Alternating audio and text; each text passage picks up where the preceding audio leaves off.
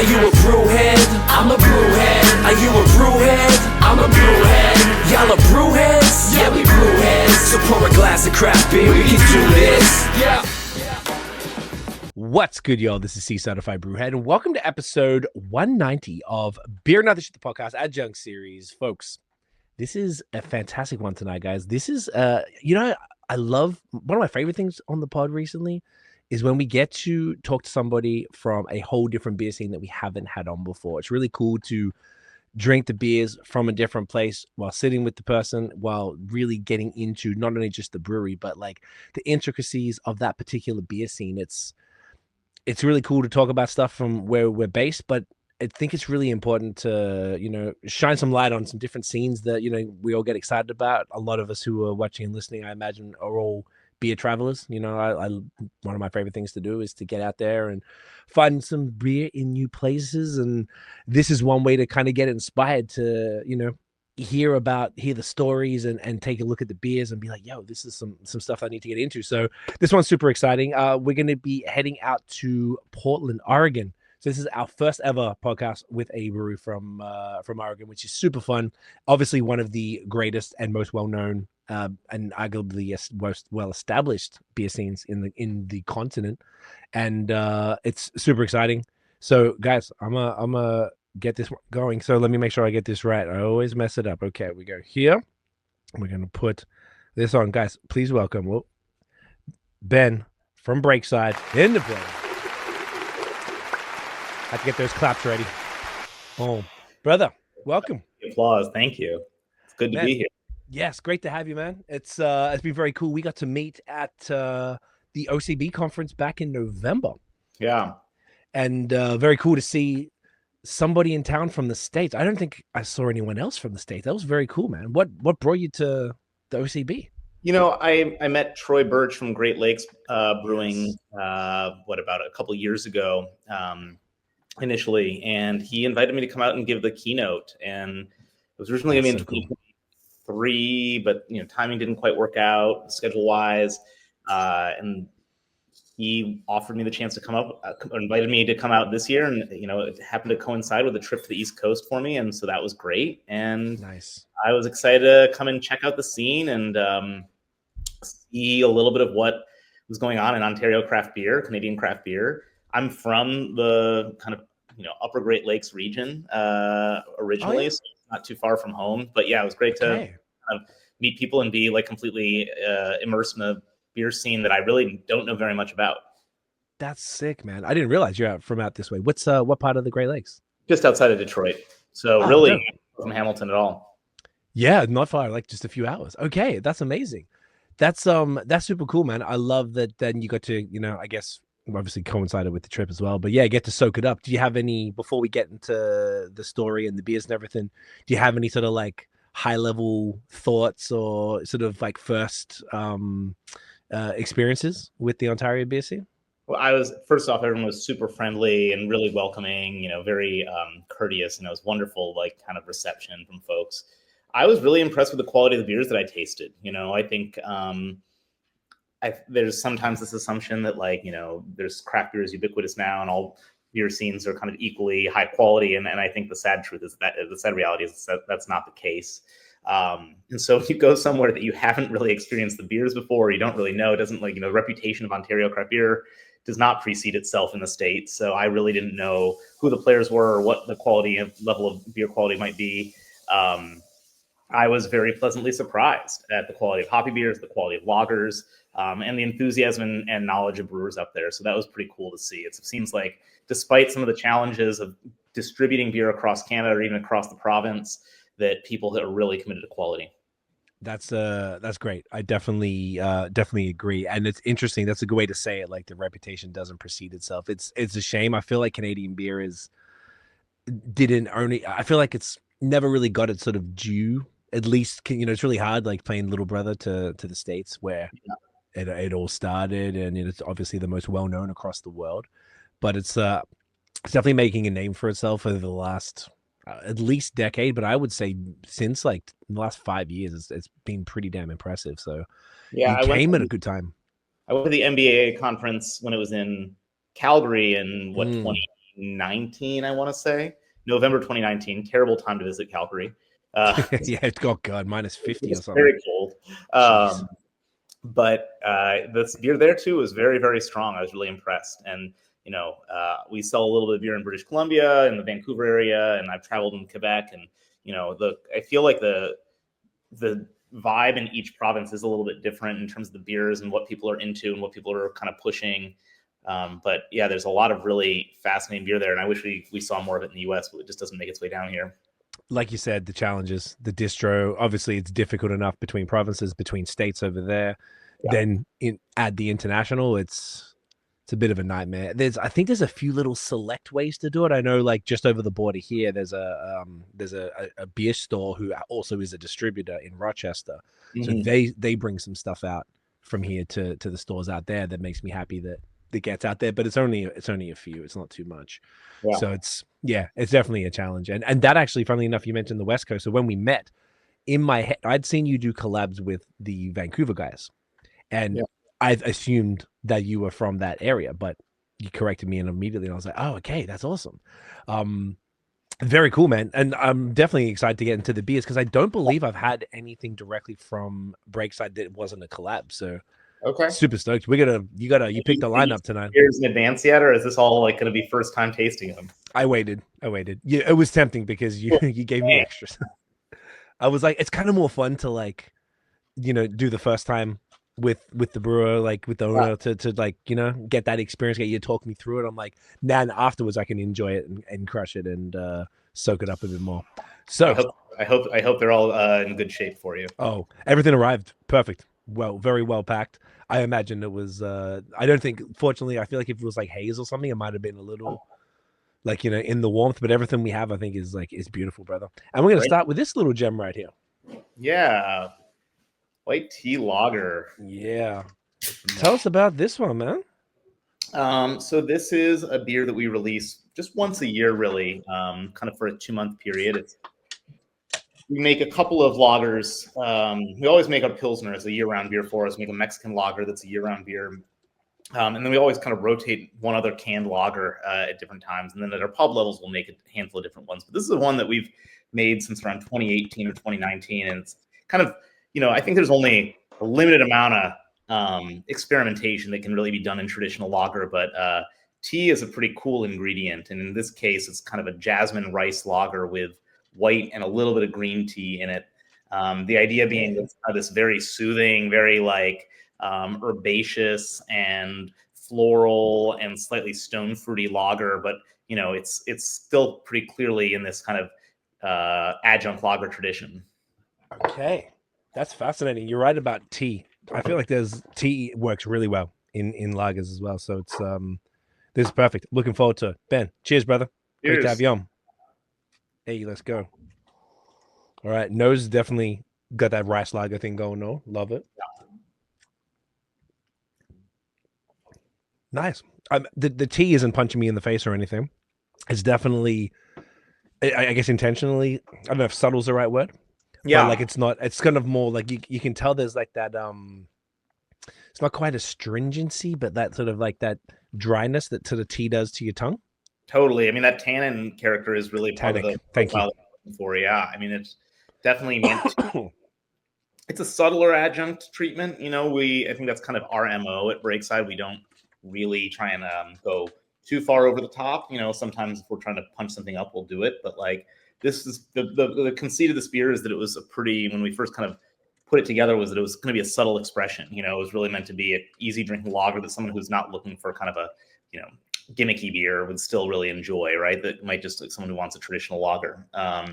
Right. So like I said, the white tea to me, contributes this kind of almost like peachy note, a little bit floral, kind of a little bit delicate. And the green tea is a little more traditional, like tea-like note, but that's the supporting character in this in terms of the tea load. And then, the tannin is where it kind of really reveals itself on the palate. Okay. So is there like a percentage for the green versus the white tea? Is it relatively even? Yeah, it's basically like 8-1 is pretty much the white to green. So Okay, 8 to 1 white to green. Okay, so the green, because probably the green's a little more overwhelming, I would imagine, than with that yeah, and tank. I mean, it's called white tea lager. In fact, the inclusion of green tea in it's kind of a relatively recent development. The original batches of it didn't have that, and funny that you mentioned it, because one of the when we'd enter this beer into competitions, every once in a while it would do very well, but then occasionally we'd see some notes from judges. They would just, or even internally, or people saying things online. It's like, oh, the tea level is just not very high. It doesn't seem like there's a lot of tea. So the green tea became a way to kind of give people something a little bit more of a flavor hook to kind of jump onto, that kind of was identifiably more tea-like. So I think that white tea is very atypical in its expression of what it is. It just doesn't kind of register for a lot of people in the way like an Earl Grey or an Assam tea might. Green tea clearly is a more familiar flavor to a lot of folks. So we push that in, really not for it to be suddenly a green tea lager, but for the tea character as a whole to just pop a little bit more. Gotcha. Okay, that makes a lot of sense. And another thing I'm getting here is it's like a honey type of thing going on, which is fitting really nicely alongside the like you said, floral. I think you said like peachy as well. Yeah. I think that honey part is coming from the tea as well. I mean, we're looking with beers like this, we're always trying to use the teas or any adjunct for that matter, and kind of is in a way that dovetails into the existing ingredients. So it's not a top note that sits atop the beer, but it's kind of dovetails into the rest of the flavor profile. And so we have a little bit of light caramel malt in here, which is kind of not typical of lager brewing in general. But here you're looking at maybe like 2%. Low level like Crystal 8. I think it's a European crystal malt that we use in there. Okay. Gives it a sweetness, a perception of honey that plays nicely with the tea. Like I said, we have a good bit of the rice in there. That's closer to you're looking at like 10, 15%, but it's not like a adjunct rice lager that's 40% rice. So we want the rice to give it to kind of give it a body on it and kind of have that like puff jasmine rice flavor to it. Puff jasmine rice, you'd call that. Does that, you mean like puffed, like Rice Krispie type of thing in that way? It's just been pre-gelatinized, so it's puffed in the sense. Yeah, it's like it's been steamed. Because in most traditional brew houses don't, or I should rephrase that. Most U.S. craft brew houses don't have a cereal cooker, so are unable to gelatinize rice grits, things like that. So we have to buy them pre-gelatinized. Our brew house does not have that kind of cereal cooker to do that. Okay, this is really familiar. I feel like someone was bringing this up the other day or in a pod or something, and I hadn't thought about it before. Is like if you want to just expand on that a little more, from what I understand, like you saying that it doesn't have a grain cooker, is that like there was something that I remember about the rice water that it's actually like cooked in or whatever is important because that helps give the beer a bit more body, something like that. Does that sound right?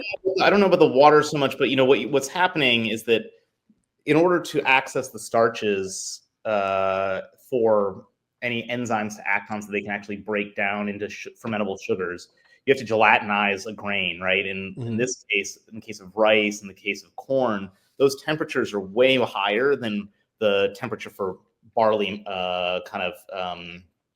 saccharification. So you can't really do the two operations in the same vessel. So you have to either have a dedicated vessel that you can heat those adjunct grains, the non-traditional grains, rice, corn, there could be other ones, up to their gelatinization temperature. Then you can reintroduce it into a traditional mash.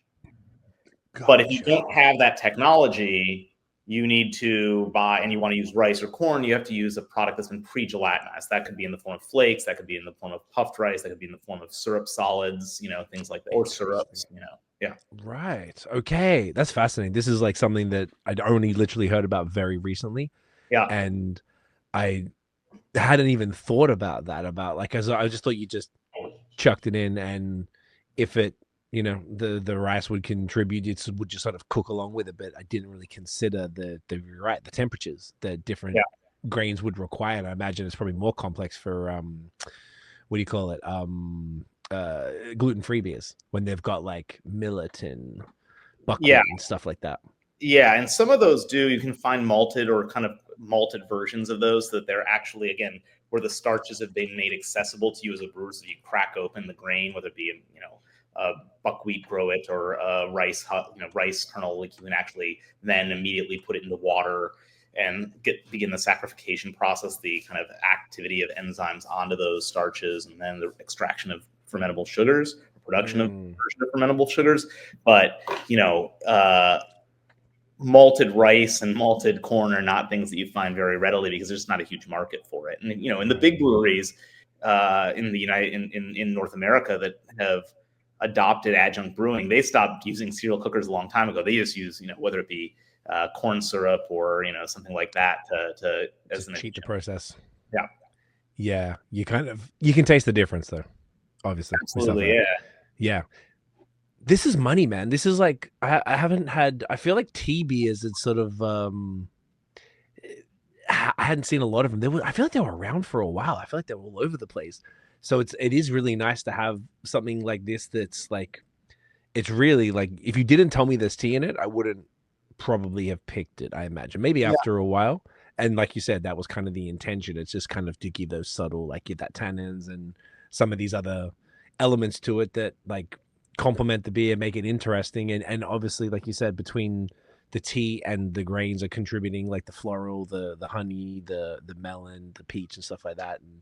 But it's all very like, it's a great, subtle, smooth, refreshing experience. This is fantastic, man. And thank you. I appreciate that. And, the interesting thing is a lot of those flavors could come from hops too, right? I mean, in that way, I think that's an interesting aspect of the way in which tea can work within beer, is that a lot of the flavors you're getting are similar to things that you might pull from hops. The original version of this beer used to use a hop that's no longer grown, as far as I know, called Hallertau Relax, which was a very, very, very basically de-bittered hop that was meant to be used for herbal infusions and I think it was meant to be a sleeping aid, like a soporific almost. And because I think hops have that sedative effect, apparently, if you put them in your pillow or something. And I've never tried it, but that's what I've heard. That's pretty sick. When we first used that hop, or maybe had that hop in a herbal infusion, that was where kind of the idea for this beer originally started coming from, or like when this beer kind of started to gel, was the idea that we have this tea-like hop, and how can we play with that and kind of amplify and honor that hop. Gotcha. Interesting. Hallertau Relax. Hey, that's interesting. It's really cool, man. I can see why you bring this one back regularly. And how's this? I guess what's the market for this like? Is it pretty, people gravitate towards this one pretty often? I mean, the fact you bring it back probably says a lot. We try and keep kind of a healthy rotation of one-off beers, sometimes of what I like to call like less popular styles. This is not a huge, people don't like line up around the block because of its fans. But I think one of the things that's incumbent upon us as a large regional brewery in Oregon is to, kind of engage in a conversation with our customers, give people what they want, of course, deliver all the beers, but then also use our platform that we have to introduce people to beers that they might not otherwise have. And that then begins with the one-offs all the way down to the kind of small batch pub beers that we do, which might only be, 8 or 10 kegs that we get out of them. And we try and size those right to what we think the actual interest will be. And this happens to be one where it's not a huge demand, but, we can do 60 barrels of this. So it's like, 80 heck of this once a year. And over the course of a whole month it sells, so it's not a big mover for us, but I think it burnishes our reputation and also kind of keeps our customers interested and on their toes, that might find something new that they really like. Yeah, that's sick, man. Did this one start as one of the pub beers? You might have said that before. Pretty much everything does, yeah. So this started as a 3-barrel batch, and I think at some point we moved to a 10-barrel batch, and then moved up to a 30-barrel, and then 60 barrels now. So damn, that's massive. But this is year we just did it once. It was just one run, and actually it's about to phase out. I think we came probably right when I was in Ontario. It says 11-12. So yeah. So what's nice too about this beer is that the tea has that antioxidant character, and it really helps the beer stay very fresh tasting, so between kind of some healthy sulfur from the lager yeast and, a traditional lager fermentation plus the tea, this beer actually, can kind of it's kind of bulletproof. It sits on a shelf and it doesn't really get worse. In fact, the scores in our own internally this year went up as it got older. Okay. So you felt like it got more, when you say scores internally, mean like the whole stuff like it all? Yeah, we have our senior staff taste all the beers that are in package 3 times when they're 15, 30, and 45 days old, and so we'll see the trend on. Yeah, dude, that's sick. so this one's usually they the best you hope for is they stay about the same. Occasionally they drop down, and sometimes every once in a while you see the the bell curve, but it's pretty rare for a beer to get like higher and higher each time. So right, okay. I feel like you know what? It's okay. I was going to go into the other topic, but I'm fascinated by this. When I say the other topic, the story, but sometimes we go on tangents, and that's how it goes. It's fun. Yeah, I love that. I think that's like such a smart process to have your staff go through that and to actually taste the beer along the way. Where did that concept come from? And is it just 15, 30, 45, or is it just every 15 days for X amount of time? We only do the 3. I mean, in our ideal world, most of the beer is consumed by that point. Gotcha. We've talked about doing 60, but at some point, it just becomes to be a lot of beers to taste. Gotcha. When did that start? Gosh, I mean, we committed to doing that a long time ago, 10 plus years ago. And I think I think it's really important to taste your beer. I think that people, brewers that is, often will taste the beer, they'll taste it on tap, and maybe they take a 4-pack home, a 6-pack home every once in a while, but we have to foster a conversation around the beers and really understand what their life cycles look like and understand what our consumers are experiencing. And sometimes that means going out into the marketplace and buying some beer, a case of beer, and bringing it back to the brewery and tasting that, because that's what you'd actually find out in the wild. And we're really trying to understand the way in which the beers change with time. It's not an easy process, because you're also seeing, we're always competing with changing raw materials, changing storage conditions, things like that. So it's kind of a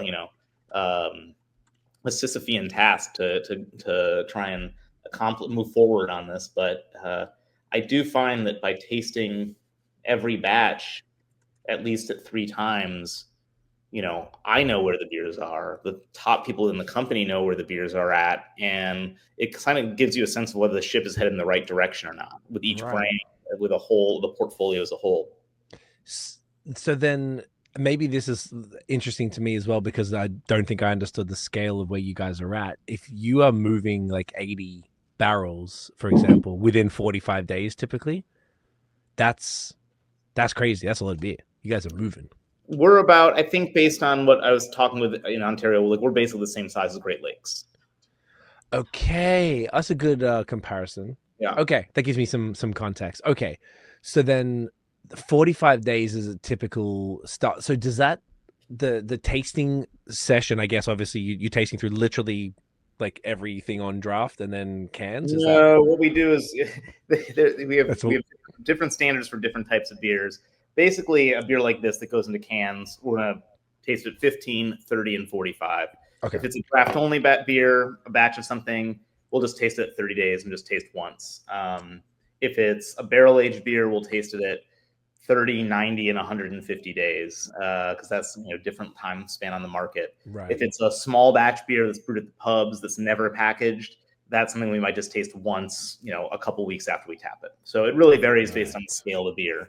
But like with our, you have Wanderlust, we'll taste that in a little bit here, and Breakside Pilsner. Those are both 2 of our 3 biggest brands. We might be tasting in any given week 6 or 7 different batches of Wanderlust that are at that 15, 30, 45 point. So you really have a lot of different ones that you're bring it to, I didn't even consider that. I'm just thinking, no, yeah, you've got one of course. Yeah. That makes so much sense. Yeah, because like now I get where you're like, that's a lot of beer, because then you'd have all the ones that are working through those batches. That was pretty absurd.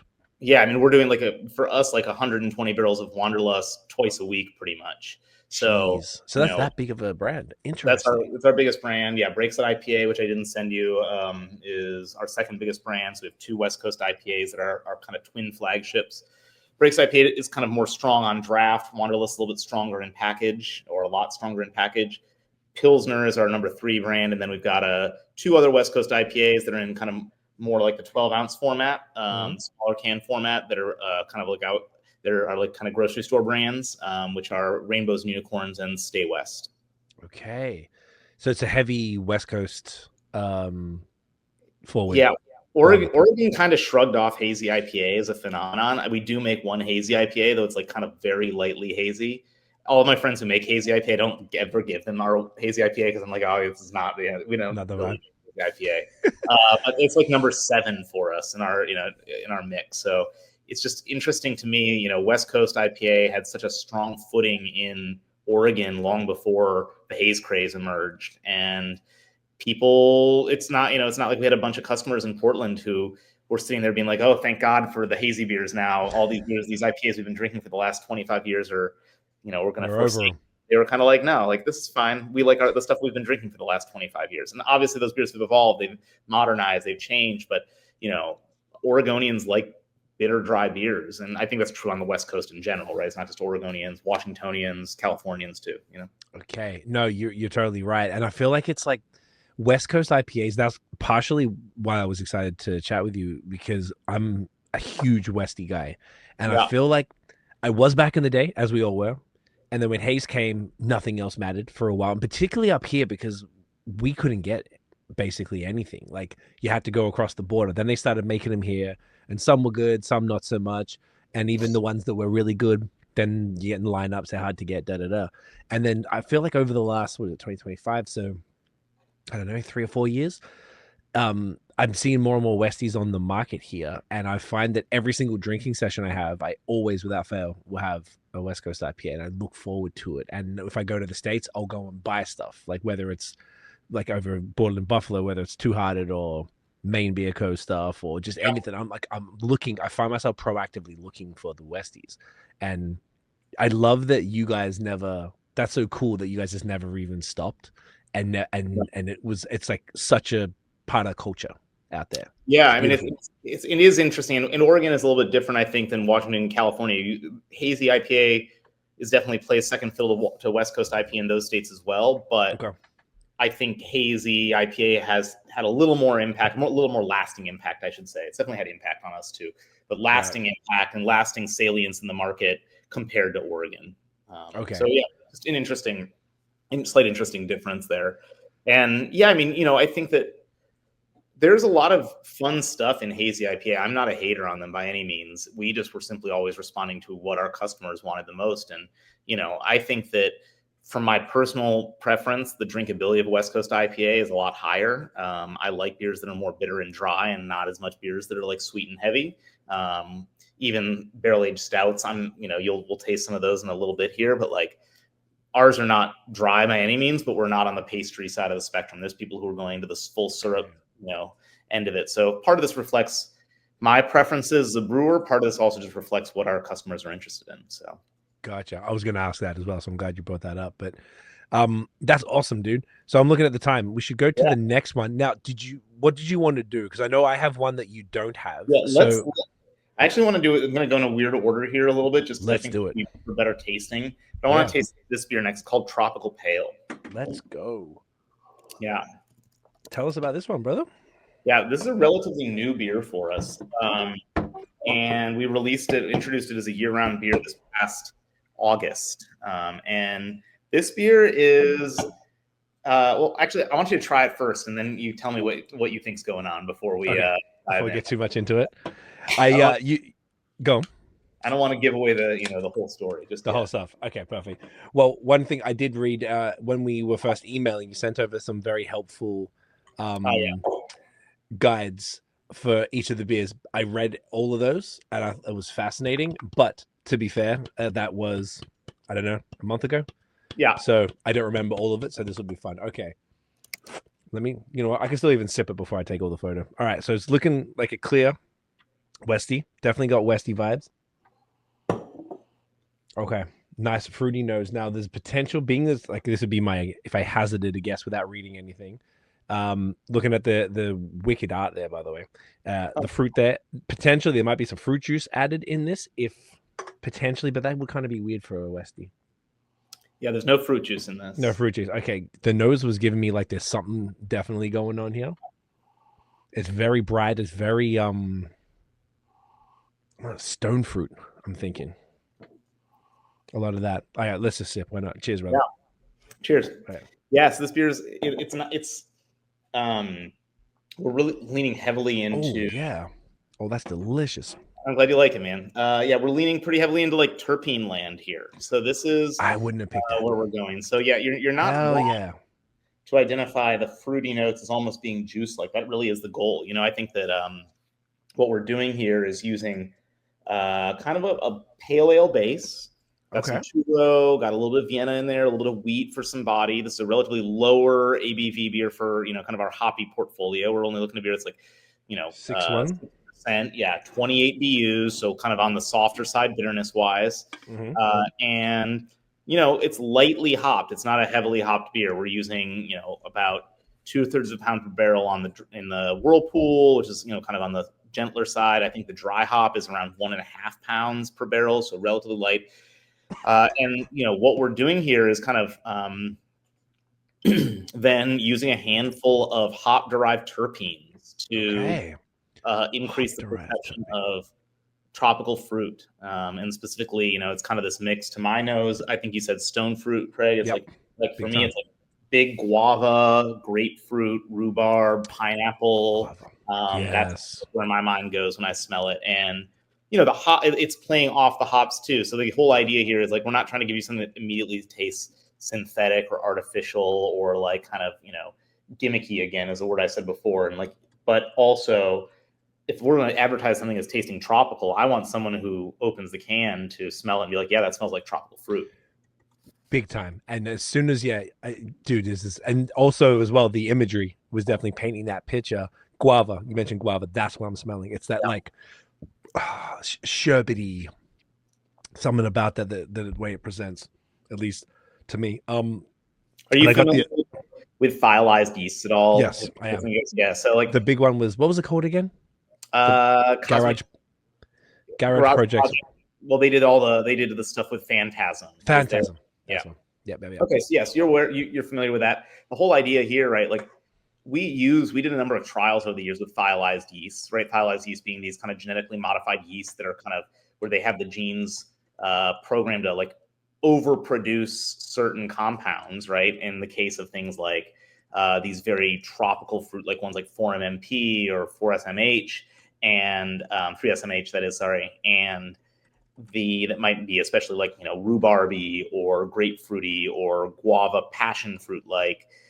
And we use some of these yeasts. The problem is like when the yeast is doing it, it's just kind of like a on-off switch, and you can't really control it. It's really hard to get those yeasts to tone down the character of those genetically produced, kind of like reverse engineered thiols. And it's wonderful flavors, but it can be too much. And so actually you being able to use the terpenes in isolation and then kind of create our own blend of them and add them at a level that we feel like is a lot more manageable, that's a lot more like consistent, is where this kind of beer kind of came from. We basically said, well, rather than going the phylized yeast route, what if we actually just work with the phylized compounds themselves? And fortunately, what's really cool about these is they're all hop derived. They're hop derived terpenes. So it's not like we're going. Could you expand on that? Yeah, so like a terpene, right, is just any kind of volatile organic compound that's going to be found in things like hops, cannabis, and it's aromatically active. And in the case of this, like the producers of these types of terpenes are isolating particular compounds, extracting them from hops, and then putting them into water soluble solutions that brewers can use.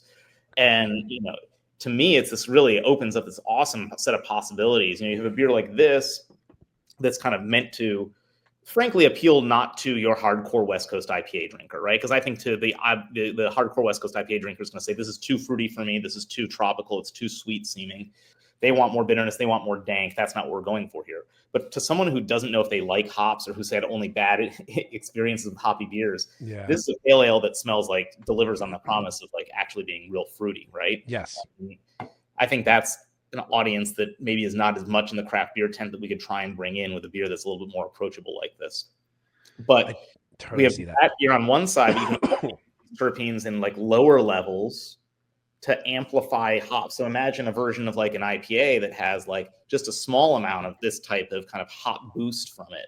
And, in this case, it's particular compounds, but you also see some suppliers who are doing things where it's just like, they're just able to give you the full profile of terpenes from a particular varietal hop, whether that be Nelson or Simcoe or Mosaic, and you can use that, and it has better survivability and better durability than normal traditional hops. So it's a really kind of cool era in the way in which we're able to amplify and boost hop flavor and make it last, hop aroma, make that last a little bit longer, and punch it up a little bit while still using things that are completely hop derived.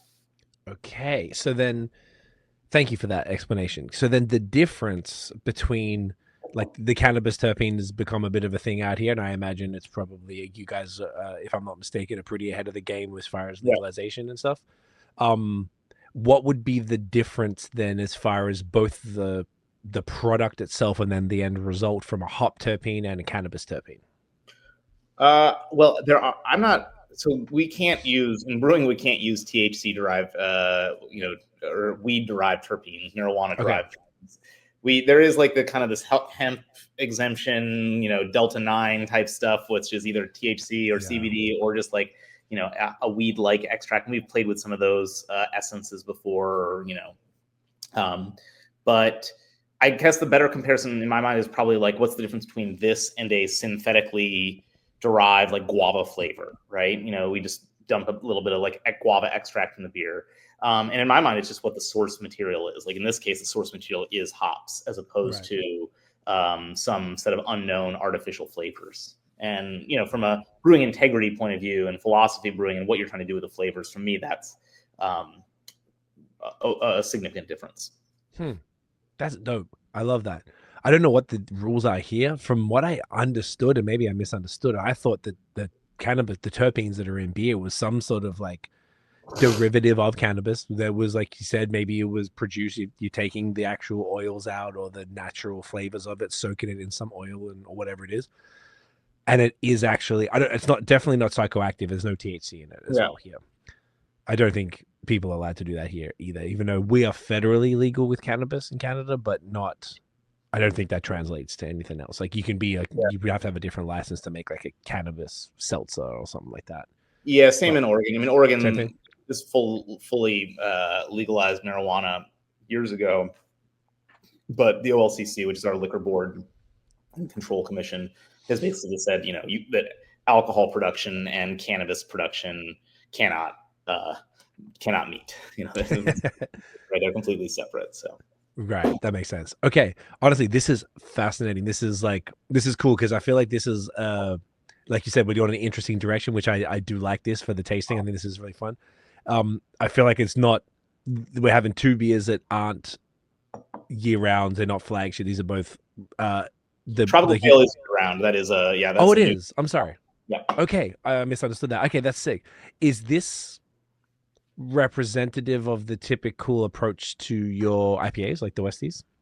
I mean, no. Yes and no. I mean, this beer is a little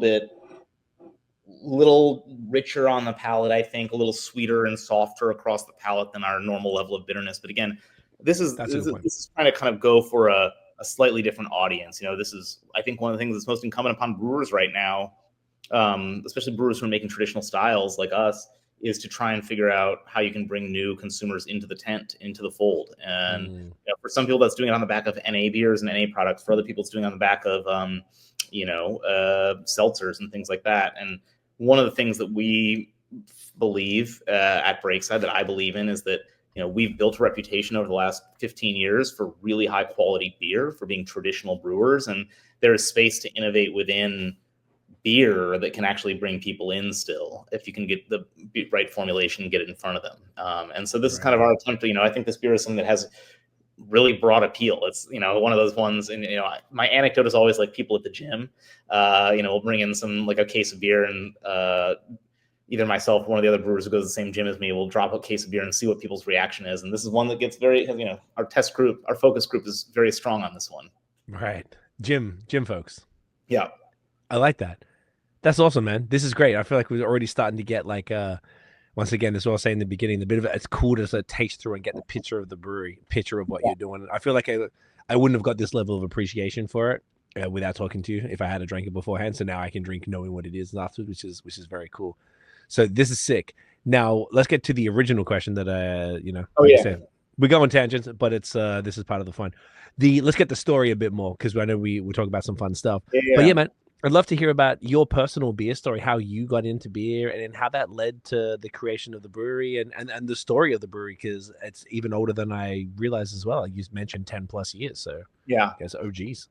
Yeah, I'll run through it pretty quick. But I started as a home brewer. I was kind of got into craft beer when I moved to Colorado after college. In the Front Range of Colorado, it was home to some of the just really pioneering U.S. craft breweries: New Belgium, Bell, Avery, Great Divide, places that I still hold in the highest esteem. And I think my interest in beer came from an interest in food. I think I just got kind of bit by the beer bug and was just fascinated by how many styles were out there, the kind of wide range of flavors that could be within beer. And shortly thereafter, I'd done a little bit of dabbled in homebrewing, but really kind of dived into it in my early 20s and became pretty enamored of the idea of designing the beers that I couldn't buy, right? And oftentimes that was kind of weird adjuncted stuff. I didn't ever make an IPA as a home brewer. I don't think I ever made an IPA until I was a professional brewer. Fast forward a handful of years, and I have moved to Portland. I'm actually kind of looking to get into the beer world. If it's 2005 and you are a aspiring actor, you move to New York or LA. If you're an aspiring brewer, you move to Denver or Portland or San Diego. So I had moved to Portland. I had a couple of friends, and we were talking about starting our own little spot right as the recession is hitting, and seemed like it might be a good time for us to do that.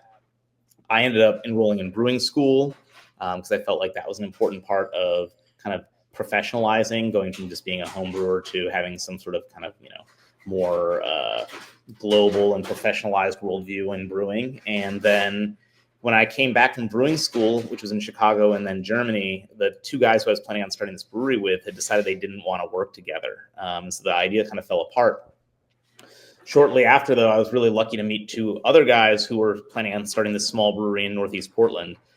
And they, we hit it off. And basically, they offered me the opportunity to be the head brewer, which was not, sounds more glamorous than it was. It was basically, we were going to run a little basement brewery. And I was like, this is great. A little pub brewery making 90 gallons. What is, 4 heck at a time. That's great. And that just is where we started. We started as a little pub basement brewery in 2010, and we'll hit our 15th anniversary this year. And, we were not destined for success. We were not beer industry insiders. I think we had a lot of love and passion for beer, still do. And we kind of were on the forefront, or maybe on the front edge, I should say, of the wave of kind of the surge in new breweries. So we were a little bit ahead of others. We expanded a little earlier than others. And I think a lot of it, I don't want to discredit what our entire team has done, myself included, but we definitely, timing was very fortuitous for us all the way along. And we kind of grew and grew and grew from 2013 on up till today. And, I think we've just always been committed to being a company that's really employee forward. We're an employee owned company at this point. We're a values driven company, and we're very quality focused. That was the big thing. It's the passion for the beer is there. We were big tent brewers and loved all styles. We became known early on for kind of experimental culinary forward beers. Something like white tea lager would have been something we would have probably been into even in 2010, 2011. But slowly that reputation gave way to us as being known for our West Coast IPAs and our German lagers and things like that. And then eventually barrel-aged stouts. And we, I don't think any of it's been a pivot or a change in who we are. We've always had a wide-ranging tap list. And because we have 3 breweries with different size brew houses, different size fermenters, we're able to kind of nimbly move different styles between those locations as they get more or less popular. But part of it just roots back to the fact that we really like the widest range of beers that you can imagine, Right. That's awesome. So you got multiple locations as well. Yeah, we have 3 breweries, 1 main production brewery, and then we also have another 3 tap rooms. So we have 6 locations total. Oh shit! I'm on your website right now. Yeah. Okay, dude, this is amazing. So the okay, the place. This is a lot. This is a fun story. The place that you started in the basement. Do you still have that space? Yeah, Which one's that one? What's that called? that's Northeast Decom is what it's on the website. I see. Okay, so that was the original space, and that was more okay. I see Northeast Deacon Pub. So Yeah. that's like the original, like you said, small system in the Yep. basement. And so if you started from there, just to go along a bit, because I think that's the interesting side of a lot of this. Starting there, what kind of beers did you open with then? I guess is probably a great to get a bit of a picture. Yeah, I mean, it was a little bit contrarian, to be honest, and I think not intentionally so, but it seems kind of in hindsight like such a no-brainer idea, but tap lists didn't rotate much back then. Like people, if you walk into a brewery in Portland circa 2010, circa 2009, that tap list was going to have, a wheat beer, a golden ale, a pale ale, one IPA, and some sort of an amber beer, and then some sort of a dark beer. And you might rotate through some other style as your seasonal, a strong beer in winter, something lighter in the summer. But like, there was not a lot of lager brewing going on, or not a huge amount of it, at least. There was not a lot of, people weren't making multiple versions of IPA. They made one IPA. Maybe they made a double IPA as well, a pale ale. Sounds about right. And so when we opened, we tried to do some riffs on some of those styles, but also just rotated a lot more. We made something like 100 beers in our second year open. Wow. And I think that kind of just variety and rotation pulled people in. So we did make an IPA full time. We did make an hoppy kind of red ale full time, but that was pretty much it. We actually had the other year round beer we made was a 9% strong ale with chocolate and chilies in it that we called Aztec ale. It was habanero and serrano beer. It was very spicy. Some people still wish that we made that beer. We don't make that one anymore. But we had 3 beers on, and then the others all rotated. And that was just kind of like every week there would be 1 or 2 new beers on tap. Okay, that's amazing. So it was really that like kind of like quintessential brew pub experience where there's a few flagships that are always there that you can rely on, but then you can also rely on the fact that there's going to be something fun and new and different every time you pop through. Definitely that, and I think it was just our speed of rotation, our kind of like cadence of it was a little bit faster, and what the types of beers that would come in were a little bit more wide ranging than what people were used to, whether that be things that were like more culinary oriented, like unusual ingredients like Espelette chilies or fennel pollen or tarragon, doing some sour beers in there like traditional German Gose, and then some more classic lagers too. Like that was sort of it was a little bit like the style, what we were doing wasn't that different than what other people were doing, but the styles and the expression of it was just different enough for us to get some notice. Right. And it was, how long did you have that location then before you sort of moved on to the So we started, that basement brewery was very limiting in what we could do in it, and we knew that we wanted to grow as a company. So we started down the road of expansion about 2 years in early 2012. Found the building that we're still brewing in Milwaukee, Oregon. It's the first suburb south of Portland. And that's it's probably on the website. It's Southeast Tap Room. Yeah, Southeast Tap Room. And that brewery we built out during the summer of 2012 and started brewing, basically releasing beer from it January 1st, 2013. So we've been there just over 11 years now. Okay. So that I'm even just looking at there's a lot of beers on tap here. The tap list is massive. Yeah, we got a 24 beer tap list there. Damn, that's sick, dude. This is fascinating. Okay, so when you started the pub, was it that what was it that sort of did you get? What's a better question? I'm looking to sort of like find out why you were able to expand and what people enjoyed specifically about Breakside that kind of maybe put you on the map as such. I imagine is what you were talking about, those very fun focused beers. I think that it was a little bit of a reputation for experimentation. I think that there was, I don't want to throw any shade here at what the scene was like in 2009, 2010, 2012, but we were very fortunate that we got the attention of a couple wholesalers, large wholesalers in Oregon who could see that there was something to what we were doing. That were excited about the idea, a prospect of a Portland-based brewery, a new Portland-based brewery who was kind of ambitious and wanting to kind of shake up a little bit of like what was going into the marketplace. And I don't think, the idea of the taproom brewery where you basically just brew for an on-site audience in an industrial park, that really didn't exist at the time. You were still either, in 2010, it seems like, ages ago, but yeah, you were either a brew pub or a brewery. You either serving food and basically a full service restaurant and pub, or you were a production brewery and you maybe had a pub attached to you. So to expand really meant that you were planning on going into the marketplace full bore, with packaged products and with package with kegs and so that meant also from our side to grow to a size where it made sense was having a wholesale partner to do that with.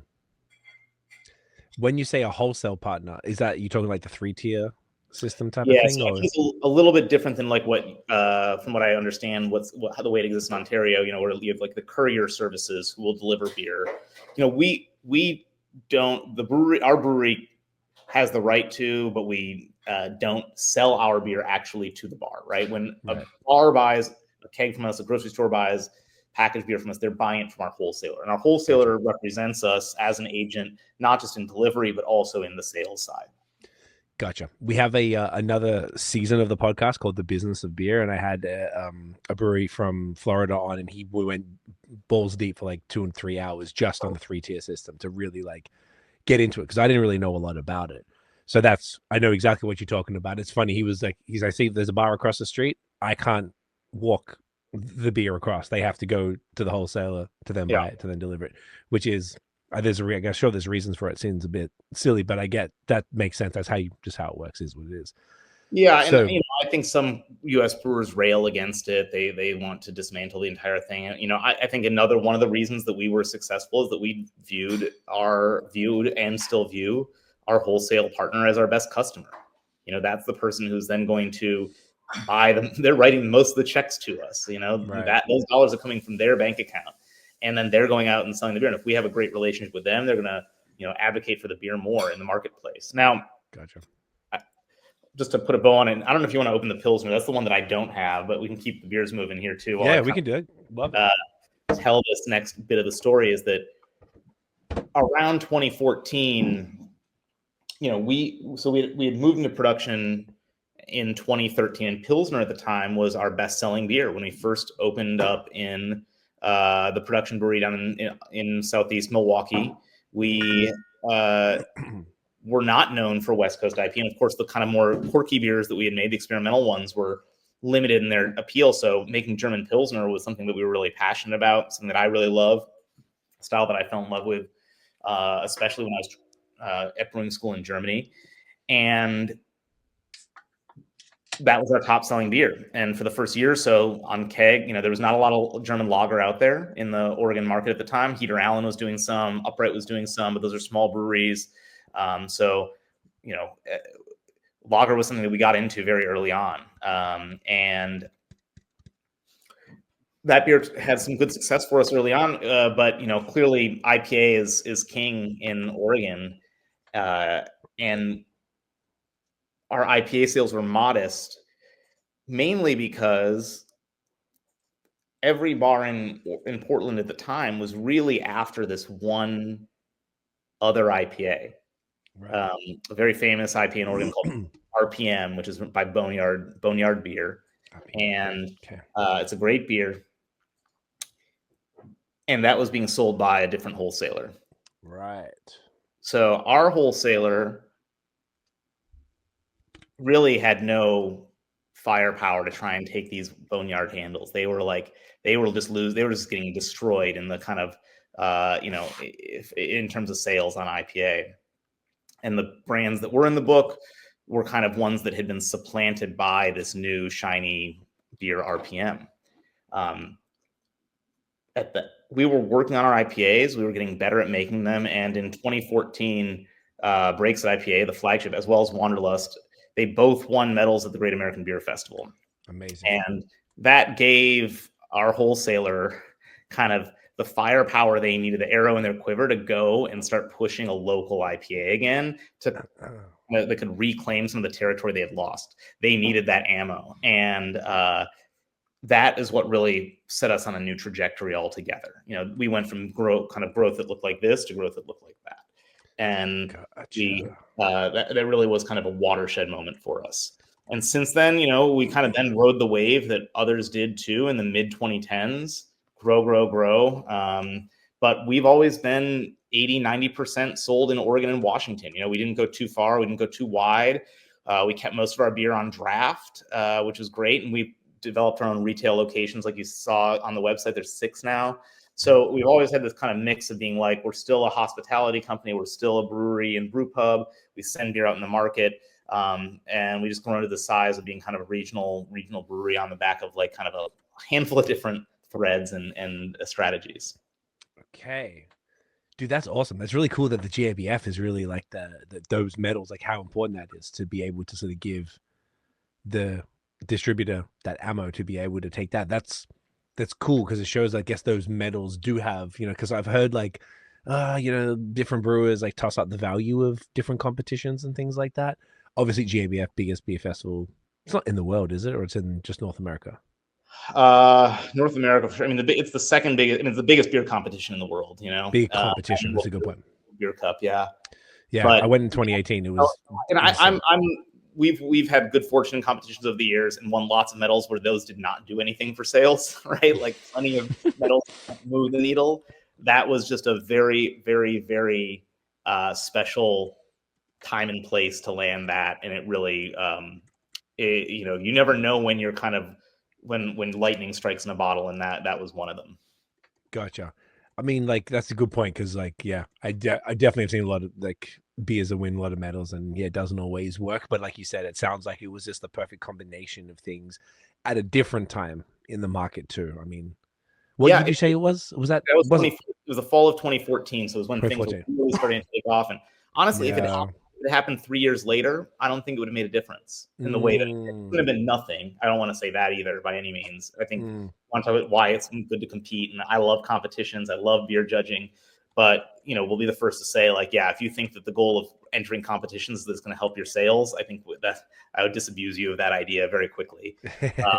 That was a very rare moment where it really did. Everything just sort of came together, dude. Yeah. That's super sick. And just to touch on this Pilsner, this is fantastic. So this is dude, I love it. And it's so it's the German style Pilsner. Yeah, not Czech, German, because obviously, as you said, went to school in Germany, which is amazing. Anything else specific? Like, this is like, to me, this is like perfectly on style. Everything that you would expect. Great grassy bitterness, a little pinch of like just that right amount of malty sweetness, extremely drinkable. Very refreshing. All the like it's there's nothing that's sort of like sometimes it's not overly sweet, it's not overly bitter. It's just like I feel like it's money. It's on the money. This is just exactly what you would expect from a perfect German Pilsner. This is great, dude. Classic. One thing that we do is like a couple of things we do that I'll mention just from a kind of technical side on this. The malt bill, we blend Canadian and European Pilsner malt together. Okay. I find, and I think there's I'm not alone in this. There's a handful of other brewers, U.S. craft brewers, I think, who are in this kind of school of thought that oftentimes if you're using just all straight European Pilsner malt, depending on which Pilsner malt it is, it can be a little bit heavy, a little bit too sweet, a little bit too doughy. And so cutting it with a little bit of a leaner, more kind of light, crispy, crackery American or Canadian, in this case, barley and malted barley is a great way to kind of keep that color low, but also dry the beer out a touch more, get a little bit more drinkability on it, and kind of get the right body and balance. So it's about a 50-50 blend right now of the two. And then we still currently use mostly German hops in it. But one pet project of mine, and those hops are predominantly Hallertau Mittelfrüh and Hersbrucker, traditional noble hops. But one thing that I'm pretty interested in, just as a kind of pet project and intellectual kind of endeavor, is the growing and use of noble derived hops in North America. So hops that are not are classic American hops like Cascade or Simcoe, Mosaic, Citra, Chinook, but hops that have noble lineage, European lineage, things like Mount Hood and Sterling, as well as some of the other newer hop varietals that people have released that are kind of touted as lager hops, those like Lorien or Contessa, Lemon Drop, that are a little bit like more on the herbal, floral, grassy, spicy side.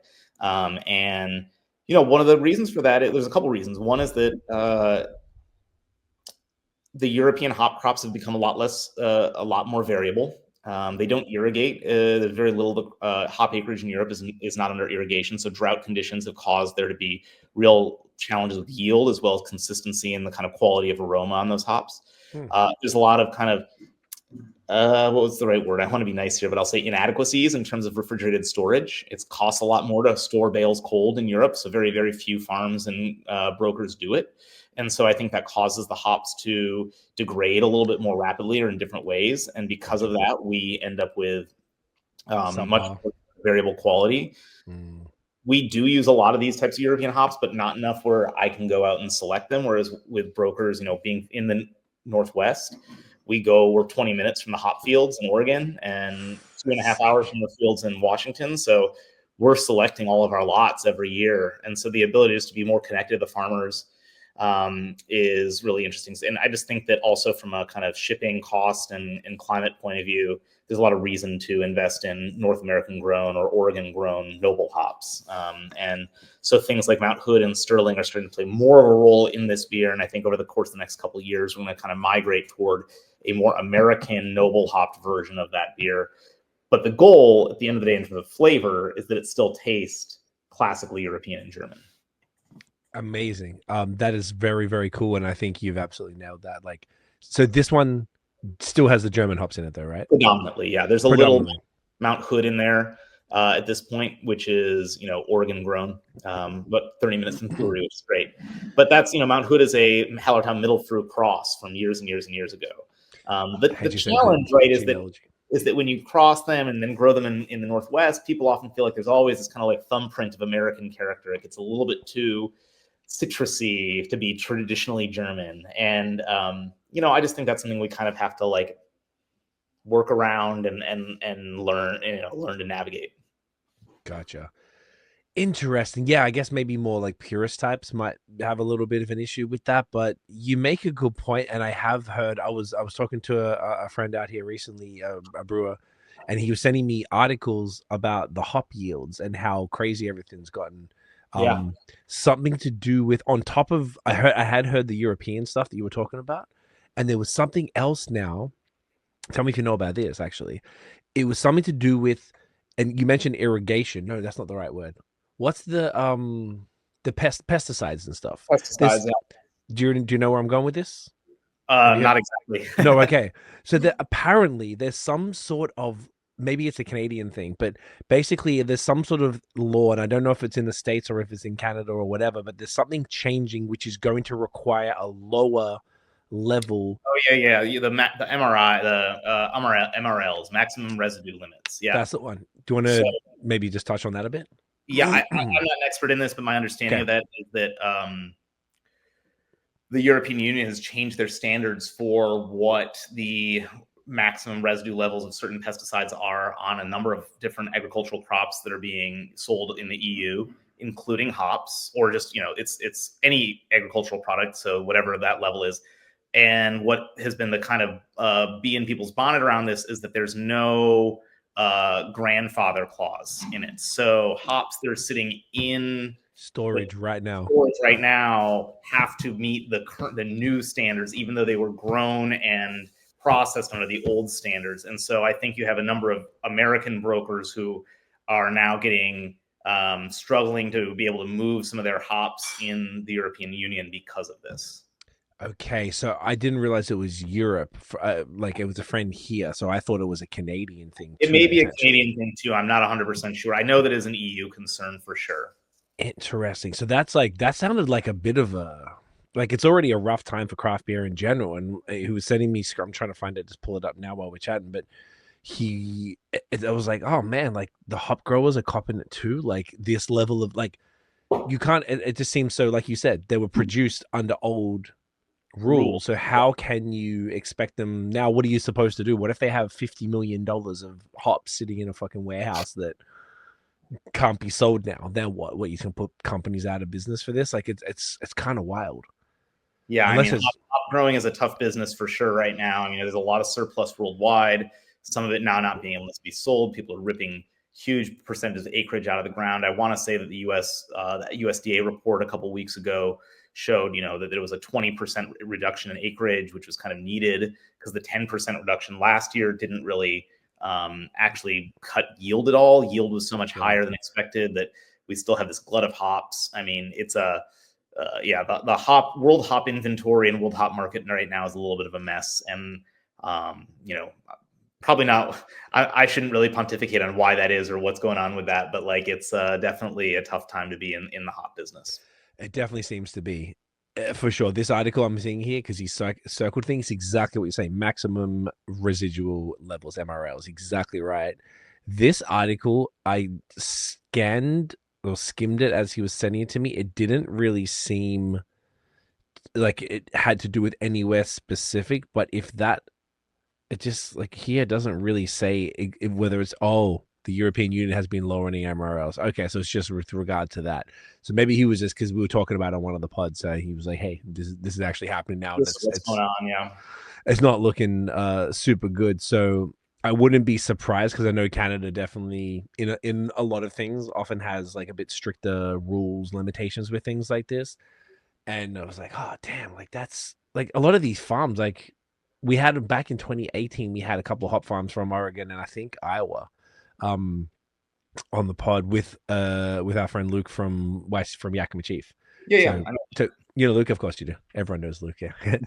So Luke was on, who brought a couple of dudes. I wish I remember the name of the ranches, but they were super cool guys. I didn't really know much about the hop stuff at the time, and these are just farmers, man. They're just dudes, like like both of them. I think one of them is like dad or grandfather been hop farmers, and it's just like, oh yeah, I mean, in Oregon and Washington, it's only a handful of families, right? I think the number of family, they're all family farms, multi-generation farms. I think we're Crosby Farms, which is not far from Breakside, is 5th generation hop farm. It's pretty cool. That's super, like, very. I'm trying to find this if I can, because I bet you'll know that. Here we go. Kevin and Brock from Double R Ranches and Obendorf Hops. Yeah, Obendorf. Yeah, know them. Yep. Yeah, so that was back in 2018. It was just interesting to get the perspective, but I bring that up to say that people might think that all the hops are controlled by some big, like, crazy corporation. I'm like, maybe there's larger companies like Yakima Chief that sort of manage it all for the farms, but the farmers are still just people that are family businesses as well, just like breweries. So This makes me sad to see this, because it's like if all of these independent family businesses are sort of like now sitting on all of this stock that they can't move because of some law that isn't backdated or whatever, like what it puts people in a bad position in a time where the economy is already not the greatest, but then on top of that, beer is hasn't been in the greatest position either. It just seems a little like just piling on, insult to injury, right? But I think the hopeful thing, or kind of the hopeful way to spin it, right, is these are farms that have weathered for decades the ups and downs of the beer industry, the ups and downs of the alcohol industry, other agricultural externalities and pressures and changes, and they're used to the highs and the lows. So it doesn't make it any easier a pill to swallow, but I think that these farms will survive in the end. It is kind of interesting, the one thing to keep in mind about hops, just maybe to add to the pity party though side of this, is that hops really don't have any other commercial use other than beer. Good point. Unlike there's not, so if you're an apple farmer, you can sell it to the applesauce folks, or some other processor, feed, things like that. Whereas hops don't have that. It's really beer, and that's pretty much it. People have tried to use hops in the soap industry or candle making and things like that, and craft, and it hasn't really taken off. I mean, I mentioned the sleeping thing with how relaxed earlier, and it's just very, very limited. Less than, I would gander, like less than 0.1% of hops are used for anything other than beer. It's a great point. So they're like intrinsically connected, like forever.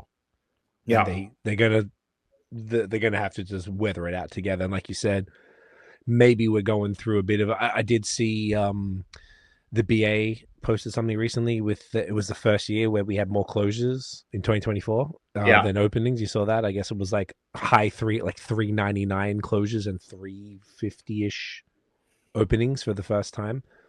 But this general synopsis doesn't seem super negative. It was like this is the reckoning, the balancing out from maybe the excitable days of 2017, 2018, where everyone was like, there was money, everyone's popping, kind of what you were saying before. People are like, let's go. So it's kind of balancing all that. But then I guess, so if you look at it from the beer perspective, and if it seems maybe there is some reduction in it, but overall the synopsis is positive, then that essentially applies to the hop farms too.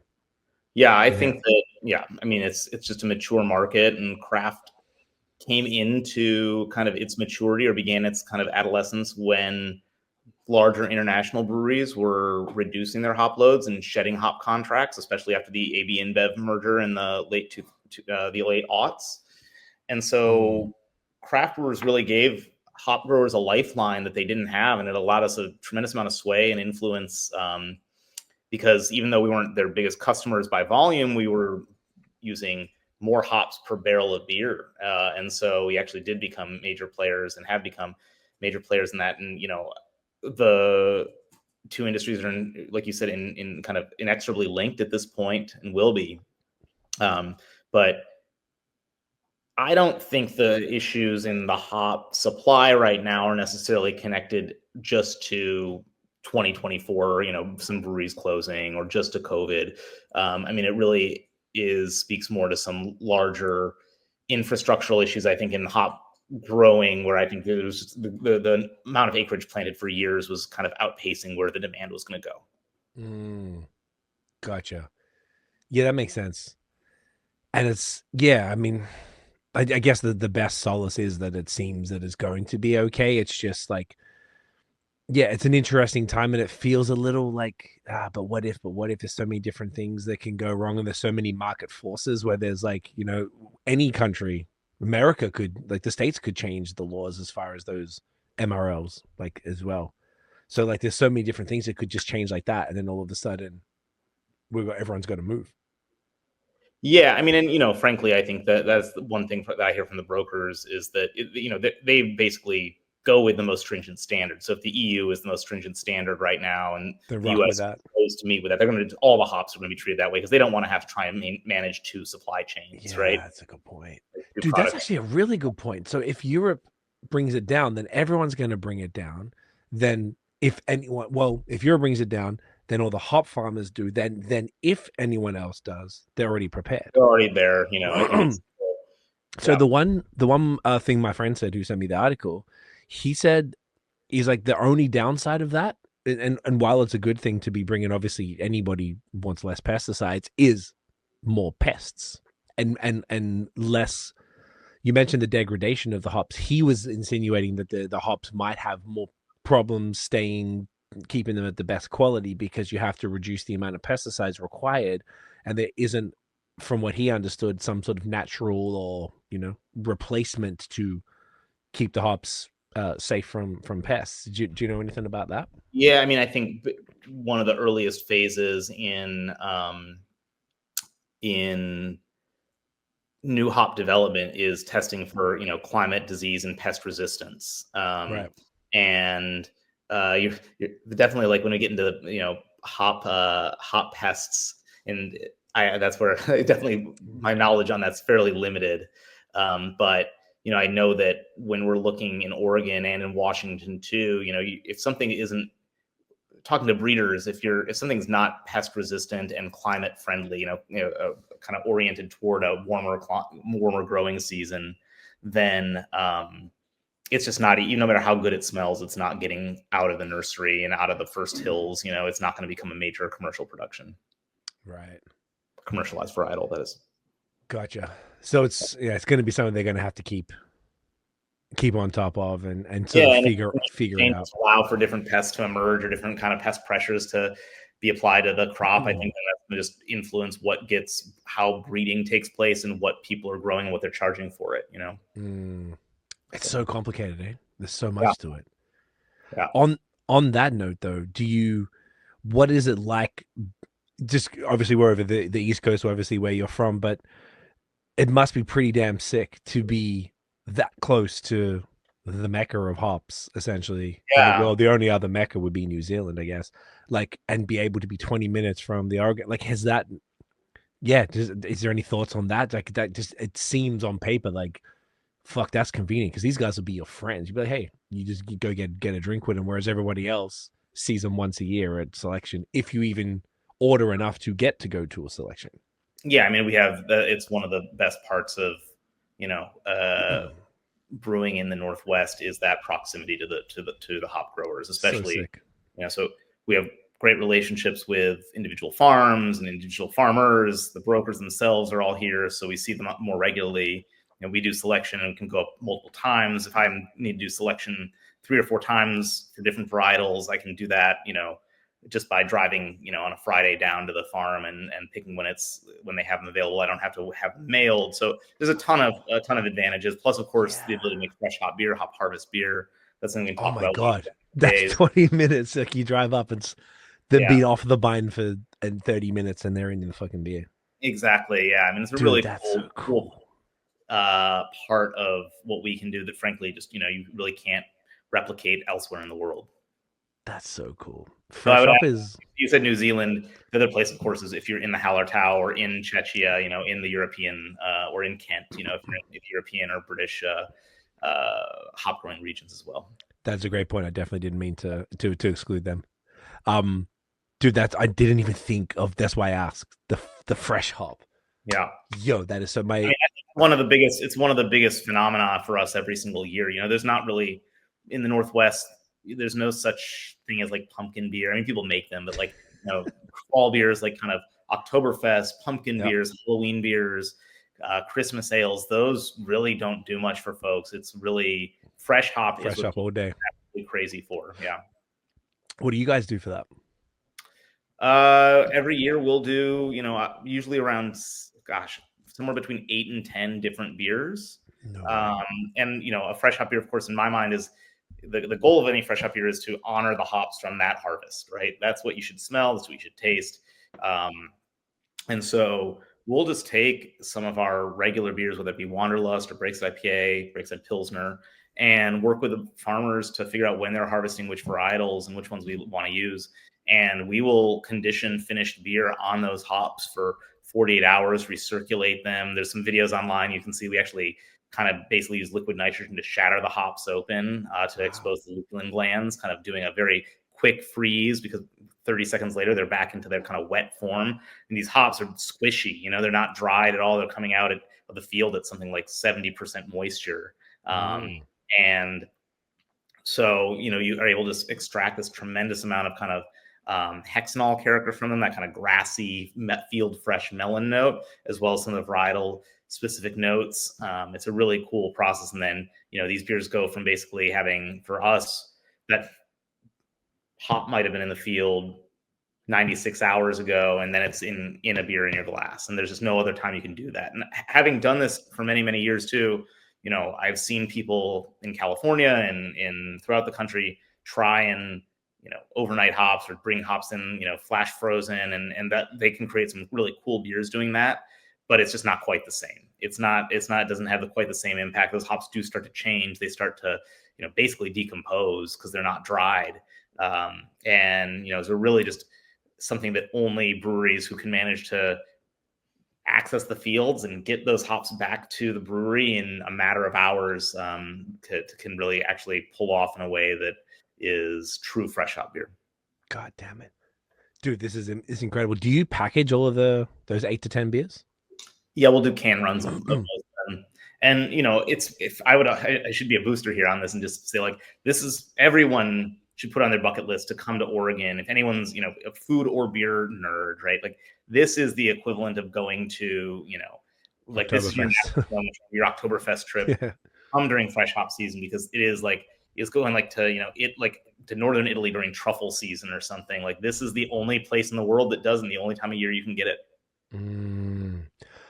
Dude, that's so sick. I was as you were talking, I was like, yo, we should do a podcast in like whatever September when there's like a whole bunch of them, and we'll do a podcast and just do all fresh hop beers and just go nuts. Yeah, I mean, what really, the harvest in Oregon usually starts a couple weeks before Washington. Usually Okay. we're around like August 10th or so in Oregon, Oh, August that's 15th. early. And, so their harvest usually starts about maybe 7 or 8 days later. Okay. Uh, you know, harvest is usually done by in Washington in Oregon, it's usually done by like September 15th. In Washington this year, I think the last picking was like October 3rd. But Okay. fresh hop beers really start landing. You might find a couple that are done early, in August, but really it's like September, basically Labor Day all the way through mid-October, those beers are landing. Okay, so they're sort of spread out a bit, Yeah. which I guess makes sense. Oh man, And that's frankly, it like I was saying before, in the Northwest, they're so ubiquitous and so popular, they kind of suck the air out of the room in terms of other beers. People like to drink their regular beers, Breakside Pilsner or Wanderlust, whatever else. But as far as seasonal and specialty beer goes, like my best advice to any brewery in the Northwest is, if you don't do any other seasonals other than your fresh hop beer at that time of year, they're just going to sit there. No one's going to buy them, and embrace it. Don't worry about it. that's so cool, dude. I guess I assumed it was going to be pretty sick out there, but like, because my co-host Nathan, I do all the American ones myself, but he joins me on the Canadian ones. Like, both of us love, like, the best time of year is fall. So it's for the fest beers. Exactly. I like the pumpkin beers. It's fine. But like fest beers, it's cool. Yeah. I like ridiculous shit. And it sounds like you guys obviously did as well in the beginning when you're putting all crazy stuff in the beers. But then fest beers and fresh hop, there's kind of nothing that beats those two things. I feel like it's like the goated stuff. And I never considered what you were saying. I guess I didn't think about the reality of the logistics of proximity to then volume. I would never, like, we are lucky if we get, and you're probably quite aware of this, but we're lucky if we get a handful, half a dozen to 10 if we're lucky, locally every year. Oh, and that is probably boosting. I would say this, like 2024, I would have had less than 5 maybe from different breweries. It's not like that. And if one brewery is doing 8 to 10, man.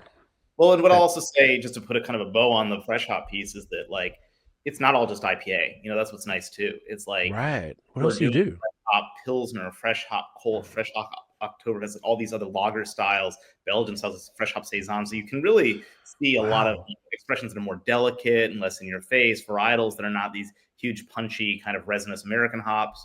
Something like Mount Hood, like we were talking about before, is awesome as a fresh hop for English ales. Like I've had an ESB, a fresh hop ESB that was just mind-blowingly good with fresh Mount Hood. So, Northwest brewers have not only kind of embraced the tradition of brewing with harvest fresh hops, but also I think applied it across a wide range of styles to various kind of expressions of what fresh hop beer tastes like. And it's pretty cool that it's not just limited to IPA and pale ale, That's sick. I didn't even consider that too. This is blowing my mind, dude. This is so cool.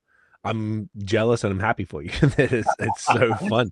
I gotta get out. It's a stressful time of year in the brewery because you're trying to produce all your normal beers, but also do this and this and extra touches. But it's worth it. People really get excited about them, and it really does connect us to the farmers, and also reminds us that it's an agricultural product.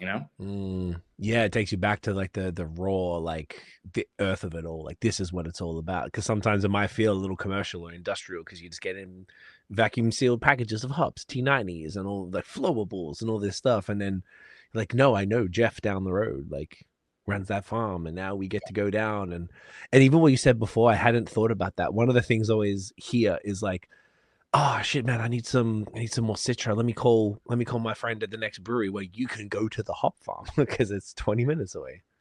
Well, yeah, and that that gets to a into degree other stuff. Yeah, sometimes it's like that. I can call. They all often are like, you need to call the merchant. I can't sell that to you. So gotcha. Okay, but either way, this is like even the idea of it is just being that. I mean, that's actually comes back into the same concept as the 3-tier system where. Yep. You can't sell the bar across the street. You got to call that guy, and if that's the same thing, that's equally as annoying. But either way, thank you for breaking that down because that's super fun. That was something I didn't even consider. And all of that to say, we got into that because we were talking about this Pilsner. This is, dude, I'm just crushing all of these. I'm really trying to chill out because I know we have a lot to do, but These are all phenomenal. These are exceptional. This is exactly what I want to drink. I feel like you probably have not. We're ready for the next one. Yeah, well, if you don't mind, I want to take a quick Let's take a break. We'll be back. Yeah. And we'll be back in a second. And we are back. Benjamin, what are we doing next there? Wanderlust IPA. Now, this is cool. This is this stovepipe, yeah? Yeah, I sent you a stovepipe, didn't I? Okay, yeah, I have the 16 ounce. Because I was looking at that, I was like, did I get the wrong one? This is sick. This is this is not very common here, so I love that this is a thing in the States. This is 19.2 ounce, right? Yeah, 19.2 ounce. 19.2. And it's funny, we used to sell a lot of our beer in 22 ounce bottles, and everyone wanted cans, and then they wanted slightly larger cans, and then slightly larger cans again, and like we're back to basically doing almost 22 ounce single serving sizes. And I'm like, I mean, we could just stuck with the bottles the whole time. It was really nice, but, I guess what did you start with? Like bombers, like 750s or 650? 22s. Yeah, what are those? 655 or 650? Oh, yeah, 650 is 22. I think is 20 becomes 26 when it's 750. Yeah. Yeah. That's actually a really good point. I never thought about that. We're just kind of like just making taller cans Yeah. to get to the same point. So this was one of your other flagships we were talking about earlier. Yeah, this is our biggest selling beer. Okay. Yeah. So it is, look at this gorgeous color. West Coast IPA. It's on the lower kind of side of the ABV spectrum for the style. I think, we kind of play in the like 6.5% range here. Yep. I think it's become, it's interesting. I think that there's always been a little bit of a difference between kind of the Southern California style IPAs and the Northern California and Oregon and Washington West Coast IPAs. And a lot of those differences kind of been collapsed over the years as people just are kind of more, tasting each other's beer more and getting access to each other's kind of like, ideas and thoughts more through podcasts and whatnot. But like, I do feel like the 7+% IPA, single IPA was very uncommon in the Northwest. The Northwest was always more around, has, traditionally kind of embraced the like 6 to 6.5% IPA, kind of the lower ABV side of the style. And this is very much in that. So yeah, we've been brewing this since 2013. We started brewing this. And this is actually one of the beers that was never a pub beer. This beer was kind of born initially out of necessity. We were making Breakside IPA. And like I said, IPA was not our best-selling beer, but we had very limited hop contracts back in 2013. And there was only a certain amount of Breakside IPA that we could produce. And we were trying to expand into the Seattle market in that first year that we were kind of selling not just at the pubs, but actually producing and packaging beer for the marketplace as a whole. And we didn't have any IPA to send because the limited amount we were saying was being consumed in Portland and in Oregon. So we designed a second IPA. And little did we realize or know that it would become kind of this situation where we had two twin flagships. This was originally supposed to be our IPA for the Seattle market, but it took off so well. People liked it so much that it just sort of ended up becoming beloved in both Oregon and Washington. So it now is our predominant package beer. Like I was saying, we probably do this twice a week. It's very heavy in mosaic hops that we select. We like, Washington and Idaho grown mosaic in particular. Use a little bit of Simcoe. That's the second hop here, Cascade. And then a little bit of a hop that's not that popular anymore called Summit. I see that is, for me, it's kind of like it's that special spice. You're adding something to kind of pop up the some of those like sweet allium notes, a little bit of that kind of like chivy, leek, green onion note that like you don't want to smell like onions. You don't want the beer to smell like onion garlic, but having something that has that kind of intensity can help boost the perception of some of the other fruity notes in the hop profile. So yeah, this is that beer. Man, I'm excited. Cheers, man. I already drank some. Cheers. Yeah. Oh no, please get it in you. Hell yeah. This is sick, man. I love West Coast IPAs. I didn't really think of when I checked the box and I saw how like there was a number of like I guess arguably the majority were this style. I was like, God damn, yes, this is amazing. This is fantastic. I see exactly what you're talking about with that little chivy. It's very kind of like it's pretty subtle in the background there. Yeah. That chivy leak thing going on. Yeah. 6.5 is personally my favorite. Like a lot of breweries out here, whether it's Hayes or West Coast, would do 6.5, and I don't know why it just works. Something about it. So I think that's money. And I also think that like I see these stovepipe cans and I think they're fun, but like if you're putting a 9, 10, 8, 9, 10% whatever beer in the stovepipe, it's a lot. You know, if you're having one beer a night or something, cool. But like if you try to have volume, 6.5 in this, money. I think this is awesome. What do you mind looking at the bottom and tell me which batch number I sent you? Is it 3013? Yep. Great. Exactly. Yeah. So you guys, so that's about 30 days fresh now. Yeah. December 10th. Yep. Great. Which is almost to the day. This is so fresh. It's so bright. Excuse me. Great carb. Nice and malty. Not overly so though, because it's obviously quite pale. Yet all of those classic West Coast vibes that you know, like I'm looking at Untapped here. So yeah, Mosaic, Summit, Simcoe, Cascade, Amarillo.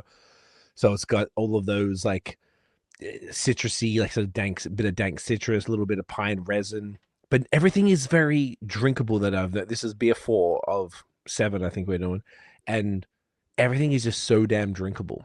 And if this is a flagship, I think this comes back to kind of what you were saying earlier, is making things that are sort of like it'll satisfy. Like if you're looking for a great West Coast IPA, you got this, but it also wouldn't really scare anybody off too much because it's not that 20, like, you know, open 2010, like that, you know, early 20 teens palate wrecker, fucking, you know, strip your tongue off type of thing. Yeah. I mean, it's dry and it's bitter, but it's not unpleasantly bitter. You know, I think that's an important thing. Not at all. I think that's one of the interesting things we take back, you know, to the take a step back and like kind of look at like beer trends, beer culture. You know, I think that what's interesting is that in the wake of those kind of BU wars of the 2000 late aughts and, you know, 2010 era, West Coast brewers generally just what we did was kind of shifted a lot of our hop toward later editions, dry hop, pushed aroma, and those BUs naturally dropped. But we didn't really make it a, you know, prerogative. Whereas Hazy IPA, interestingly, really just tries to swing things totally the other direction. It's like there were kind of two different courses that emerged out of that. One was, you know, kind of a subtle course correction, and the other was swinging the pendulum really far toward beers that were much sweeter. And it's been interesting to see kind of customer response to that over the decade, and, you know, our own internal feelings about what we've learned from Hazy IPA and learned about ways to balance beers with lower levels of bitterness than we would have done 10 years ago. I mean, on paper now, this is only, I think, a 35 or maybe 39 IBU beer, but there's plenty of bitterness there, you know. And, you know, if we had this at 55, it would probably drink a little bit too aggressive for a lot of our customers. So it's been interesting to see, you know, how we've learned from Hazy IPA, but also kind of maintained our commitment to dry and bitter beer, you know? Gotcha. No, I definitely can see that. Like, was it always the way? Like, being that you started in the small pub and now, you know, I know we kind of like pausing the story, coming back, and we'll keep coming back to it, but like, did the clientele change over time? Like, was it like hyper beer nerds looking for tongue stripping bitterness at the time, and then it kind of changed? And like, what's that sort of journey for you guys as far as the general clientele that you have? You know, we've never been like a hype brewery. You know, I think we kind of went from being a little unknown pub brewery to somehow, you know, by way of this, you know, unusual path and some good luck with IPAs and competition, being like almost an elder statesman without ever having been anything between the two, you know? And because we were like a 2010 brewery in the US, we were viewed just as like a little bit older compared to people who were opening in 2015, 2016. You know, you're not talking about a huge difference, but like we were, you know, brewery number 2000 in the US, and now there's 9,000. And so that, you know, happened very quickly. So that, you know, we look like you're 15 years old, you've been around for a long time. So what I'm saying is we were never like the kind of object of like kind of the line culture's affection or anything like that. We were already, by the time that was taking off, we were already too old news, you know.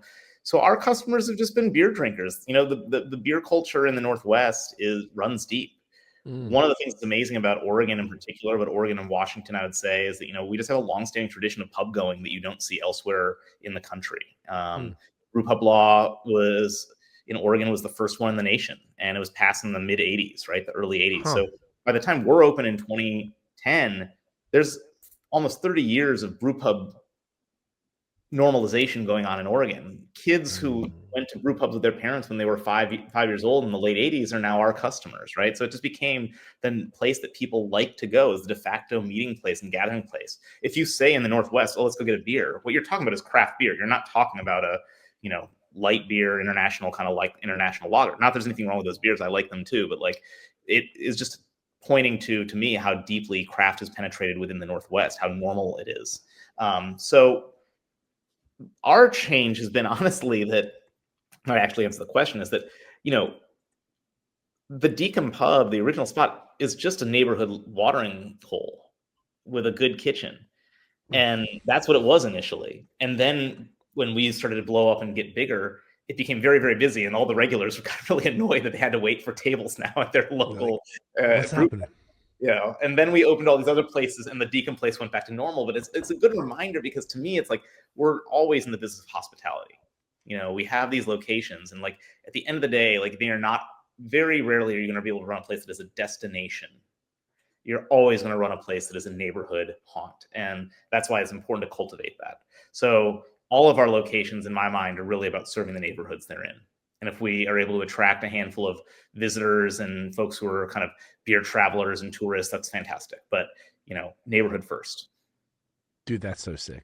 You got there's a lot of quotes there. I'm putting all of this down for for the clip for later. This is money and episode titles. That was money. Dude, it's so sick. And coming back to the story then, because you were just talking about that. So the Deacon was the first one.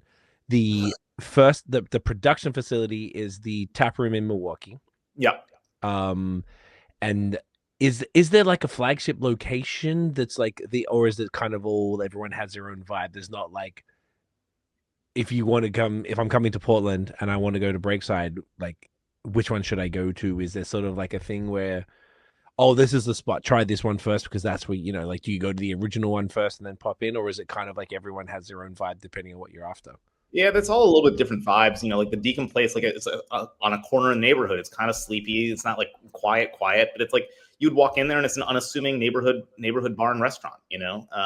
And there's a little brewery in the basement that built out, you know, became this kind of success story. And we're incredibly proud of that. We still brew beer there, you know, like we haven't given up on that. And like, it's part of our history. That's sick. You want to, you know, meet the brewers and taste the freshest IPAs and see what we've got on tap and like have the widest range of stuff, and, you know, go and see the brewery and do a tour. That's the Milwaukee location, right? That's where, you know, Wanderlust gets brewed day in, day out, where we're running it 7 days a week, you know, 6 a.m. until 10 p.m. Dang. And then Slabtown is like the centrally located kind of like downtown marquee like location, right? That was built to be kind of the showpiece. We built a brewery in there in 2017. That's kind of like where I still brew when, you know, it's like meant to be our kind of hop lab. So all of our iterations on new West Coast IPA, new use of hop products, that's coming through there first. And that's where we really like channel a lot of our kind of like creative energies into new beers there. And then the tap rooms, you know, in Beaverton, Lake Oswego, and Astoria those are more suburban, right? Those are further out. Astoria is actually 2 hours from Portland. But what's that, on the coast? And Beaverton's on the other side of the West Hills, like on your way toward the coast. So those are more meant to serve those neighborhoods in those suburbs. You know, we don't have breweries at those sites, but again, they're all run by staff who've been with us for a long time. The Astoria one has a seafood centric menu, you know, oysters and lobster rolls and crab rolls and things like that. The Beaverton one is super family friendly with a big beer garden and tons of food carts. The Lake Oswego one probably, I think, sells as much whiskey as it does beer, because that neighborhood they like drinking high end whiskey, I guess, you know. Right. Dude, this is so sick. I'm looking at the website is fantastic, by the way. Oh, thank you. So say like, I do a reasonable amount of beer tourism. That's what I was saying at the very beginning. And if I'm going somewhere new and I'm like, okay, I'm going to Portland and I want to go, I've heard about Breakside and I want to go. Like, it's even cooler because you got the map. I didn't even realize that this is like look like this on that side. I've been to Seattle, but I haven't really been too much further. I even see there's a place called Chinook in Washington, on not too Yeah. just across from Astoria. Yep. Is that the hop namesake? I think that is, well, the Chinook salmon is the king salmon is called Chinook salmon. I don't know. I'm embarrassed to say this. I'm not really sure if it was named for the salmon or for some other something else. But yeah, the Chinook tribe, I believe, is that makes sense. Yeah, that makes sense. Hey, look, you're Chinook, not probably something like that. Yeah. Yeah, it looks okay. You're not a hop farmer, dude. I'm not. You don't have to know this stuff. I was just curious, but it's so cool. Like that you've got all of these different locations. Like honestly, like congrats on the success, man. I knew that you guys were a serious player, but I didn't realize it was this serious. Particularly with the 6 locations and serving all these different neighborhoods, and to be operating in craft beer in 2025 at this level with this many spots and killing it like that. This is beautiful. This is so cool to see, man. And the way that you guys are being really true to what you believe in. This is why I feel like, I don't know, for the pod, we're done hundreds of episodes and talking to so many people, and the best breweries lean into what they love the most. And I love that, like, it sounds like it's Crispies and West Coast IPAs, and that's exactly what you're doing. Hold to the big barrel aged stouts, and I love those too. But yeah, I mean, I consider myself a big tent brewer. I think I said this at the beginning. Like, I got into craft beer at brew pubs because you would go and you could taste so many different things. I remember going to Arbor Brewing Company in Michigan and like trying this wide range of beers, doppelbocks and old ales and lagers, IPAs, and the idea that beer could be so vast and wide was really cool to me, and something that really I found inspiring, both as a home brewer and just as a kind of beer traveler, beer tourist. And my enthusiasm for learning about the history of the styles and how they kind of came about, and that was something that followed. And so I try and inculcate that into our staff, and I think that's kind of in the water at Breakside now, just the enthusiasm for a wide range of beers. And I think that makes us nimble. It makes us able to shift from, if sour beers fall out of fashion, we're not like the sour beer brewery, but we do them very competently. We execute them in a way that I'm really proud of. Mixed firm, bottle conditioned beers, saisons. We've done all of those at different points in time, and I would proudly put any of those beers in front of you. It just so happens that right now, West Coast IPA, lager, and barrel aged stout are kind of in fashion, and I don't know that who knows, maybe that'll change in the next 2 years, but we are doing that. What I have also learned and matured into is that we don't have to chase trends either.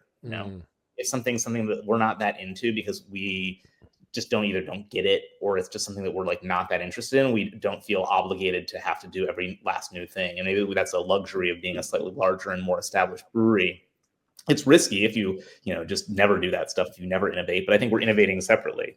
And I don't want to, I'm not big into seltzer, for example, but if you want to be the person that innovates in that space and you are going to be like the king or queen of kind of flavored seltzer and have these experimental and innovative ways to do it, more power to you on that. But I want to focus, we're talking about tropical pale. To me, that's a beer still, right? We're focusing on traditional beer, and that's something we lean into. So, I think there's some potential that we end up expanding what that looks like for us. Maybe it's NA, maybe it's some other products, maybe it's some other things we haven't really thought of yet. But the real commitment is to the types of beers we made, and we've made it this far brewing predominantly traditional styles of beer that are kind of beer tasting beers, and people continue to respond to them. Yeah, man, I love that. And where does that the you're saying you're not following the trends and you're doing the way that you guys want to do. And I said before that the best breweries that I speak to are the ones that make the beers that they want to do. I always find that if you're like, fine, everyone's doing this hazy IPA thing, and sure, I don't know that, and you go and you kind of you don't have your heart in it. You're not really phone it in, and then it's really not living up to the quality of what you could probably do if you really tried. I respect that a lot. I think that's really important. Where does is it all from you and then it go, if guys, I don't fuck with this and we're not doing it, or is it kind of like a team thing where we all talk about it, for as far as the brew team, and where does that sort of mandate come from as far as the styles that you do participate in, that you do want to sort of give a crack to? Yeah, I mean, we're brewer driven for sure, and I mean, as far as kind of the creative engine, I mean, that's a lot of that does fall to me still at this point. I Okay. hope to create space for everyone to be able to contribute ideas. And in particular, our head of R&D, Dylan, who's been with us for about 9 years, he's great. And we've worked very closely for the last decade. But every idea, every new kind of iteration does ultimately have to come through me.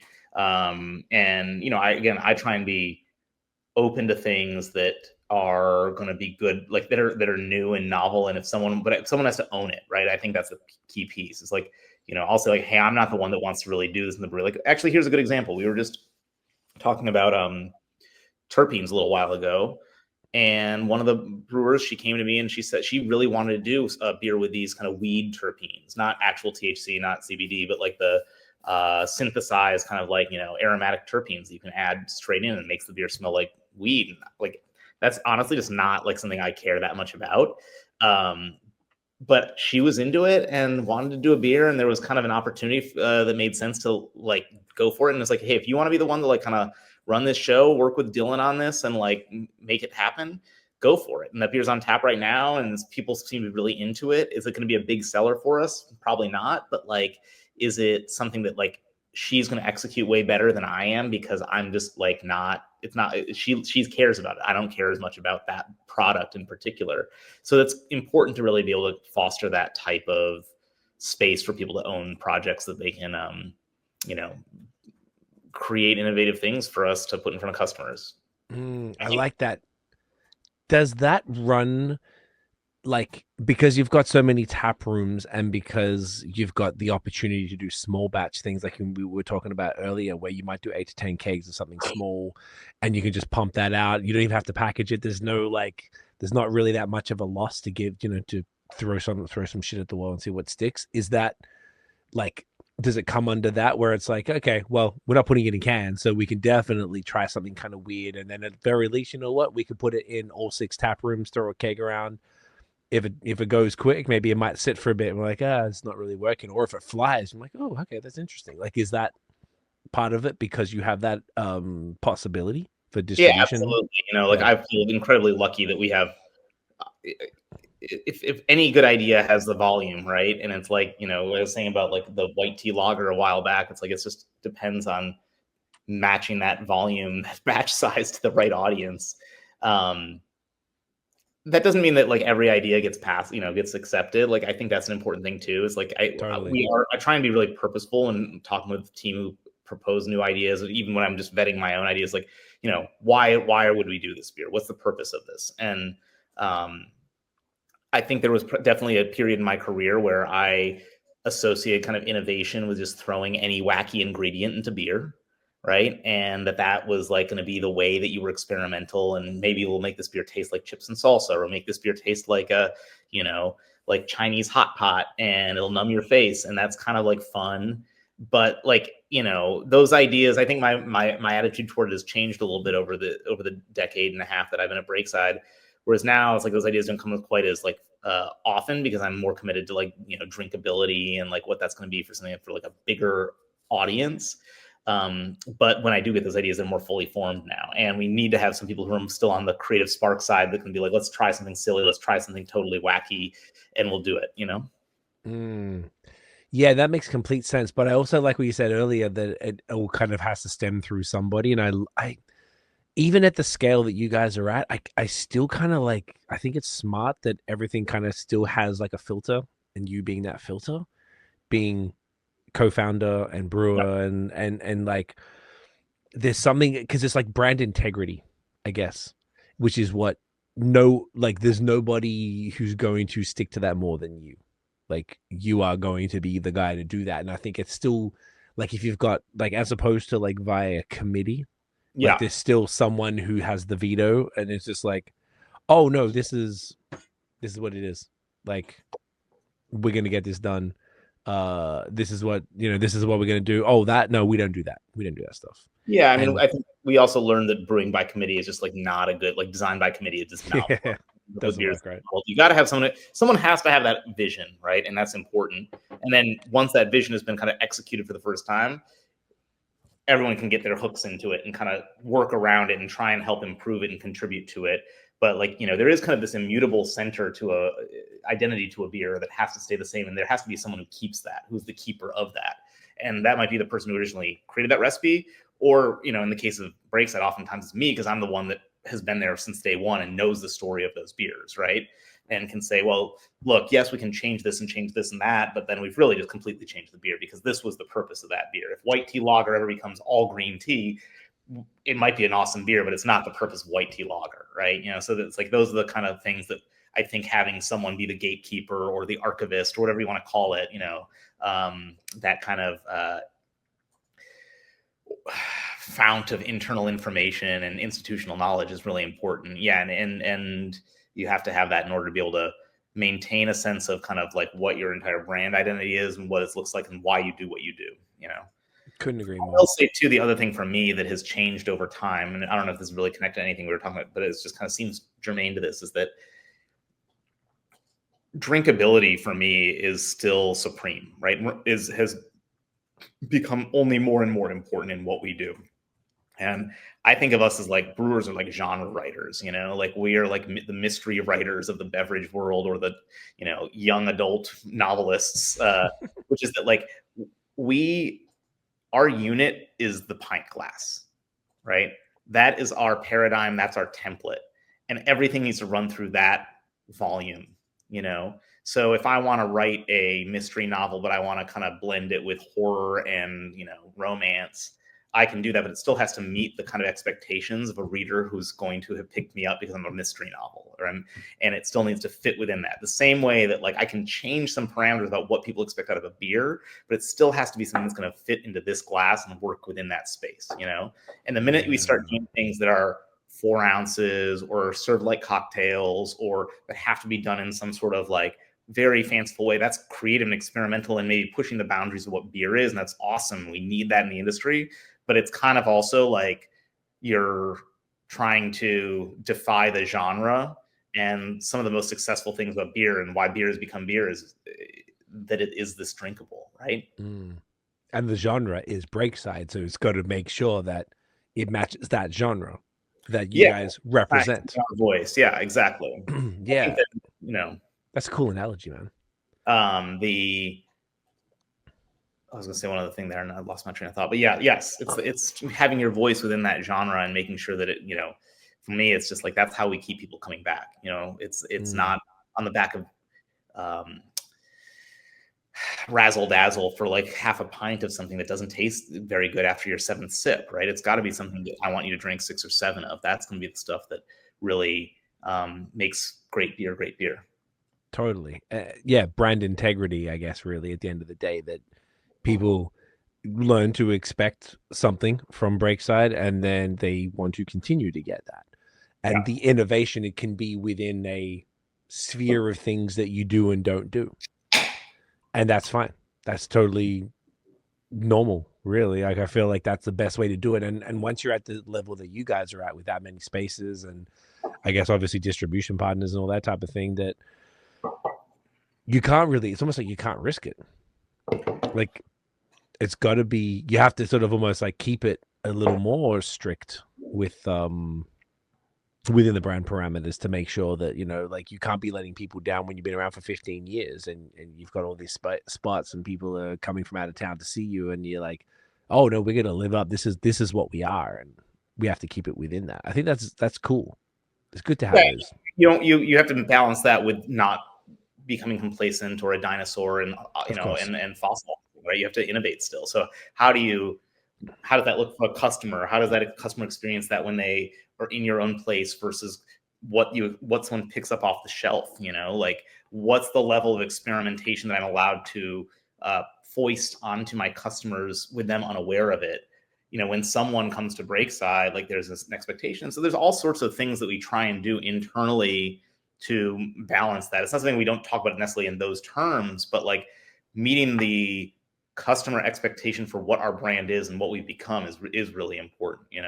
I don't want people who've heard about Breakside to come out to visit Portland and be like, oh, I was kind of disappointed by those guys, you know? Right. They've got to be delivered the brand expectation that they've seen online and that they've heard from word of mouth and whatever that is. It can't, you can't. I imagine you guys don't do smoothie sours or something like that. Not really, but I don't know what really does that. That's again, like, it's like a weird, we have made sour beer since 2011 and, but never did the like very, very, very heavily fruited sours. Our audience just doesn't, it's never been something people have really gravitated towards for us, but also our colleagues around Portland don't do it very much either. So it's not out there. Out here, it's massive. It's super big. Yeah, I know. It seems to be a big thing. I know that in Michigan, it's a big thing too. Like, and there's a couple breweries who do it in limited amounts, but yeah, it's just, it's not a huge market mover. I mean, it catches some attention, but I think that has also, it's like a fad. It's kind of passed a little bit. I think so. And yeah, it's definitely passed a little bit, but it also seems, I guess, from what you're saying, it sounds pretty regional. Even I got a mate in Vancouver who probably is the one who sent me like the Breakside collabs with the Canadian beers, which I guess we need to get into at some point. And he would always he would always tell me about the fresh hop beers, and he'd send me pictures of like 6 different ones. I'm like, what? You got all these fresh hop beers? That's crazy. Or he would have brute IPAs or something like that. That like we had like a couple out here, but like because they're from San Francisco, obviously the West Coast tended to lean into it a little bit more. So I always found that like, oh, this is interesting. Like you're getting all of this, and then I've got all this stuff over here, like, maybe more New England IPAs or more of the other smoothies or da-da-da. Like it is, regionality in beer is still quite a thing. And I don't think it's a bad thing at all. I think it's sick because if I'm going to go to Oregon, I'm like, well, know what to expect. No, I'm going there. I'm going to get some Crispies. I'm going to get West Coast IPAs. And, maybe I'm not going to find a hazy IPA in every single place, or I'm not going to find a smoothie or a pastry stout or something like that. Like, it's cool. I don't know. That's what makes beer interesting, because otherwise, why travel? If it's exactly the same everywhere you go, what's the point? Yeah. No, I think kind of it's fun to indulge and learn those kind of regional, like, micro differences. It was like, it's sometimes nuances, really subtle nuances, that are really you are unexpected. Like, and you see these kind of interpretive brewing communities that emerge. Like in Albuquerque or in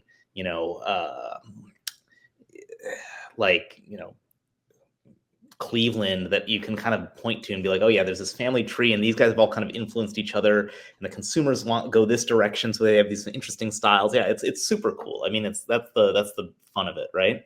Yeah, man. Part of the fun of it, I should say.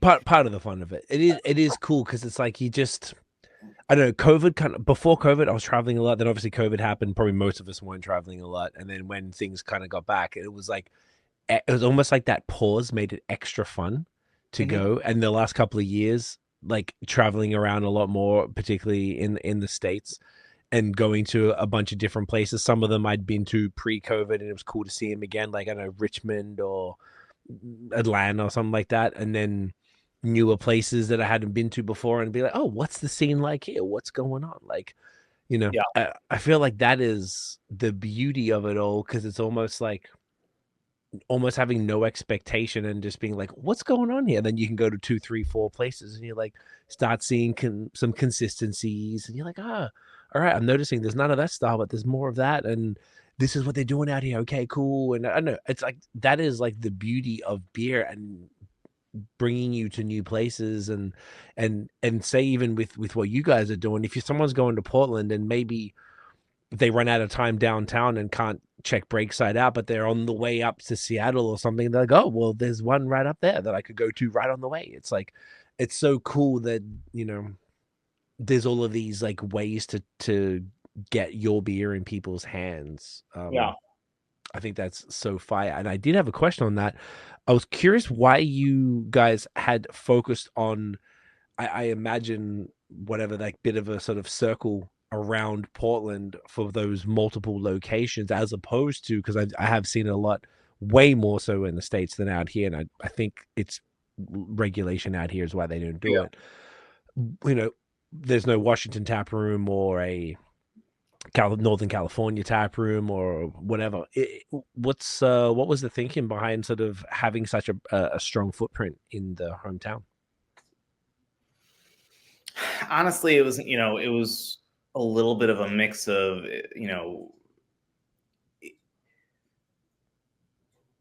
I think one is that it's a little bit easier than running tap rooms, that are far flung. You have Of less course. connection to the mothership, less connection to people. You requires, additional infrastructure, staff, things like that. It just gets a little bit more expensive. So there's, it's definitely, we can keep it tight in terms of how we deliver the beer, the freshness of the beer, the connectivity between, management and the individual folks who are like, running each location.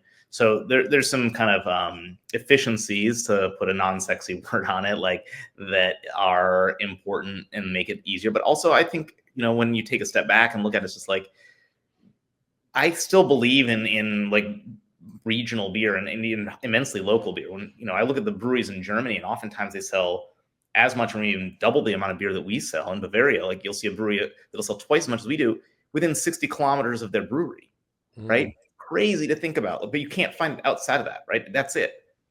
And for us, the idea of selling, 89, 90% of our beer basically within, I don't know, like a hour and a half radius of our location seems to me to be very much in keeping with the tradition of Bavarian brewing and European brewing, even though we're just doing it in an American set of styles. So that's not to say, we drop beer in Colorado, we drop beer in Montana, we send beer to Idaho, we send beer to Alaska, BC, California, small amounts, because there are people who are interested in having our beer there. The beer kind of like, but those people actually know us. They're already excited about us. They see a Breakside name. They're aware of it because they're into beer. If we want to then convert additional customers, it's like, then you're actually trying to sell the beer. Right now, it's like we just want to be able to send the beer still and have it be like a small enough amount that people are kind of like, oh yeah, I know that brand already. And then we can focus more of our own kind of brand building and sales kind of energy in our backyard. Interesting. That makes sense. So okay, so that was, I'm glad you brought that up, because that was kind of my next question, was the distribution footprint. Is it so it's all kind of concentrated locally out there? There's no East Coast. Farthest we sell beer right now is Colorado. Colorado. Is that because of your connections out there? Because you live there? Not because of that. Conveniently. We used to live in Oregon. She owns a distributorship in Colorado and brings in a lot of Oregon beer. And she's a beer person. I mean, even before running the distributorship, she had a beer bar, one of the best beer bars in Portland, was one of the first people to support us and pour our beer. And they handle the beer super well. So I'll actually get texts from brewer friends in Colorado, who are always just amazed by how fresh Breakside beer managed to get there. But it's really thanks to Yetta and Crooked Stave. They're just really excellent distributors. Crooked Stave. Yeah, I've had some of this stuff. Also Breakside too. Yeah, Chad and Yetta. Hell yeah. Okay, that's dope. I like that. That's kind of cooler, I think, because if you've got like, it's not quite brand ambassadors like you were talking about earlier, but like sort of just people who are passionate about beer and about your beer. And like, I want to bring this beer to my area, so I'm gonna make sure that it's treated well and that it's sort of gets into the right hands. I like that a lot. I feel like that's like. And so cool.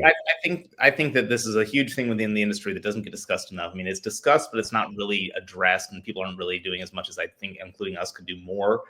Beer is so perishable, right? I mean, especially IPA. Like IPA, for the sad reality is that consumers have decided, whether it's hazy or West Coast, that the type of beer, craft beer, they want the most is the kind that is the most susceptible to degradation, that is the most glorious when fresh at the brewery, and that drops off even with a small amount of mistreatment. It is. And Belgian style beers, barrel aged stouts, German lagers, Mexican lagers, we can send those across the world. And of course they get beat to shit. That's not going to be great, but like, they hold up. But IPA quickly becomes a pale imitation of itself. That's why I'm like, I asked me like, hey, what date is that on there? Okay, it's 30 days. We're good still. Like, I know we sent that over like as quickly as we could.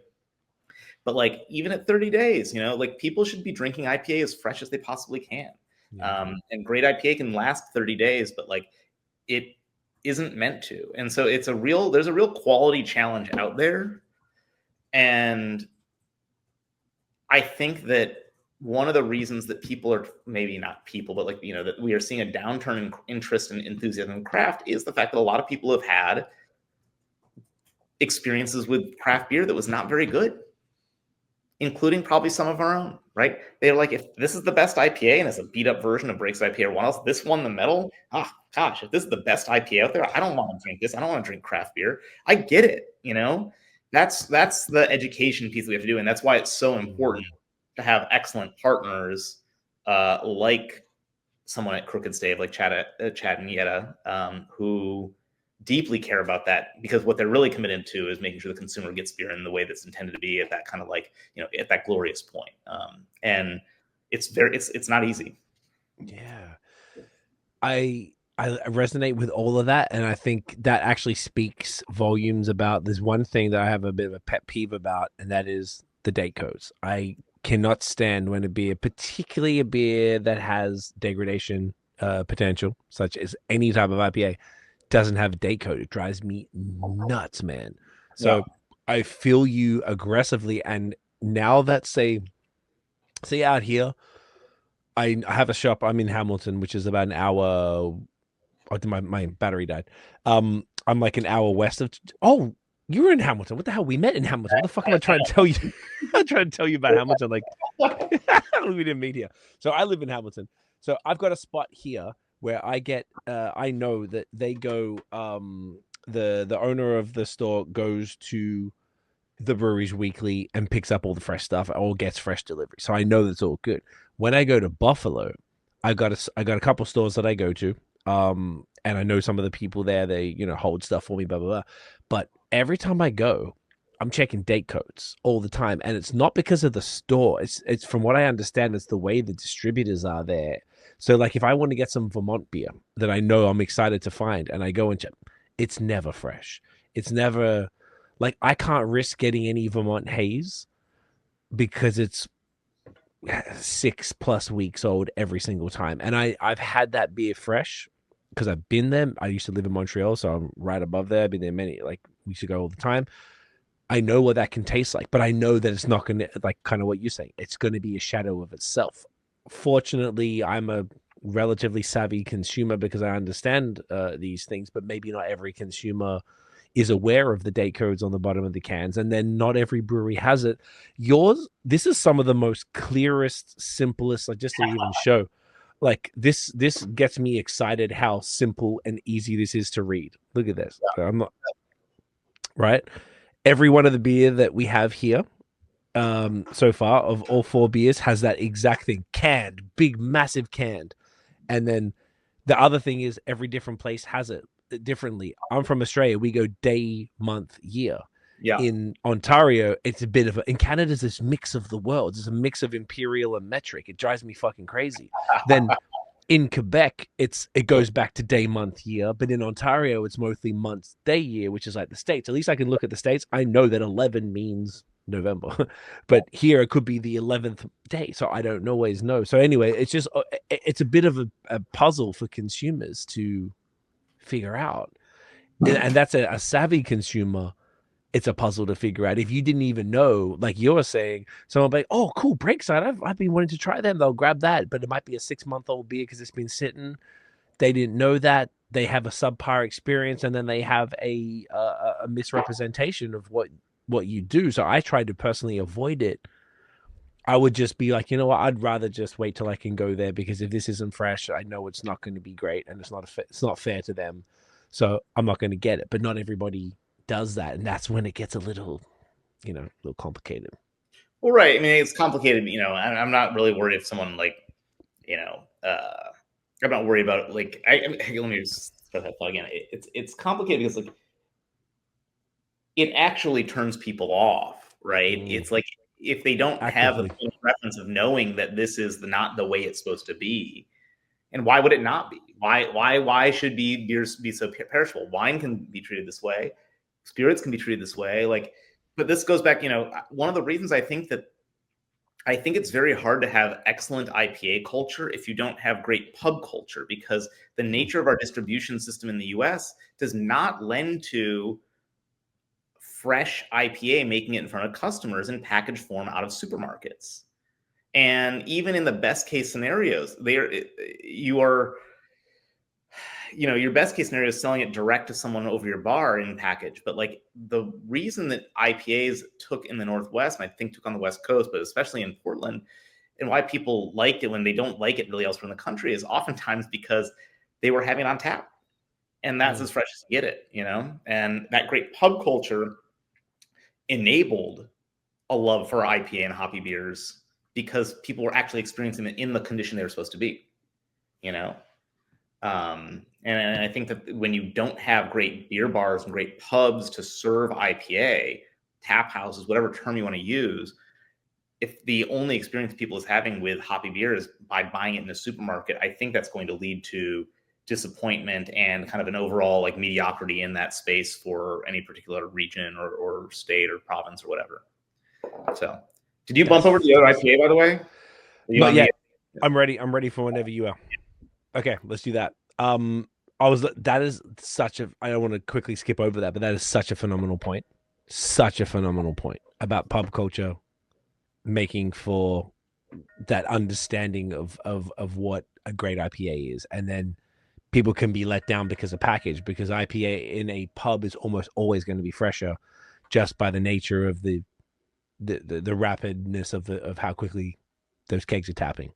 Well, and honestly, I think there's one thing that a lot of people don't realize is that, at least in the U.S., and I think it's maybe a little bit different. I know it's different in Australia, where they have a lot of the chill plates on bars going on at bars, but in the U.S., almost all wholesalers will store all their kegs cold because they don't want to get a return from an account for foamy beer, right?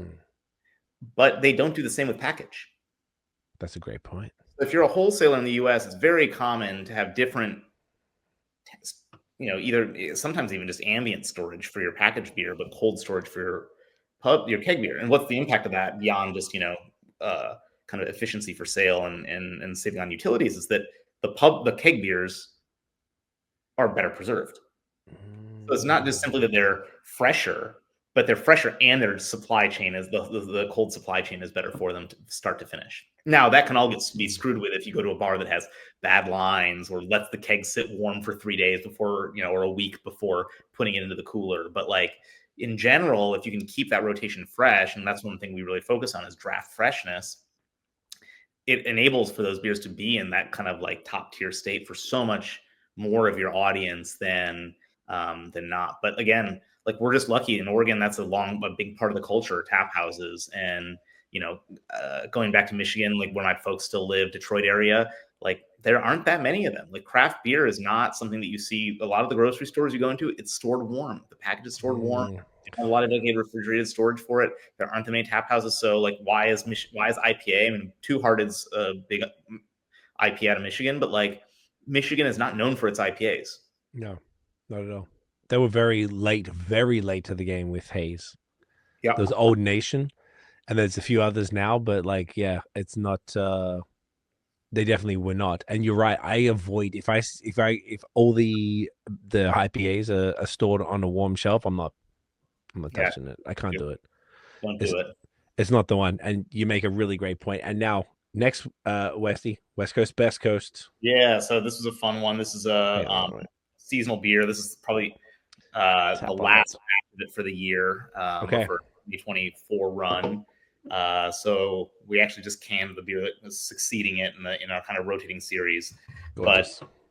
But collaboration we do with our friends up at Grains of Wrath. They're a brewery just in Washington on the other side of the Columbia River. This is kind of our, it's a bigger 7.2, 7.1% alcohol influenced, aggressive West Coast IPA. So the alcohol is going to give some more sweetness, even though the malt is quite lean. Big catty Mosaic and Nelson kind of dominant here in my mind. Like this is a beer that just kind of pushes toward being a little bit more aggressive in that alcohol space. But again, it's quite dry. And let me know what you think. I'm excited for this one. And it's Mosaic, and you said Mosaic Citra? This is actually going to be, so it's Mosaic. And which batch do you have there? Is it 3012? Let me tell you in 2 seconds. Oh, looking beautiful. It is 3012. Great, it's the same one I have. Perfect. Love it. Look at us matching up tonight. Yeah. So again, 30 days old. This is the one. This is probably packaged the same day that we sent it to you. Yeah, 11th of December, and it arrived. I picked it up on the 20th. Yeah. So it would have arrived a couple of days before then. So this was a very efficient procedure. You did really well with this, dude. So Mosaic, Citra, Nelson Sauvin from New Zealand, and then Strata are the four hops. Strata. I love it. I'm ready for it. Cheers, brother. Cheers. Oh yeah, this is definitely way more ramped up than the others. Do you know what? It's way more ramped up, but it's still very, very drinkable. It's easily the most bitter beer we've had tonight. Yeah. But it's still like approachable. I don't think this would scare people off too much. And I think that's great. Thank you. Yeah. I mean, I think that this is meant to be kind of in this like a little more grungy, a little bit more punchy West Coast IPA. Whereas Wanderlust, I was saying before, the Northwest kind of has this tradition in my mind of being a little bit lower on the ABV side, but also a little bit lower in terms of like dankness, resin. For me, like Oregon beers, Oregon IPAs are often very like citrus and pine forward. Wanderlust picks up some tropical notes, picks up some of those allium notes that we were talking about.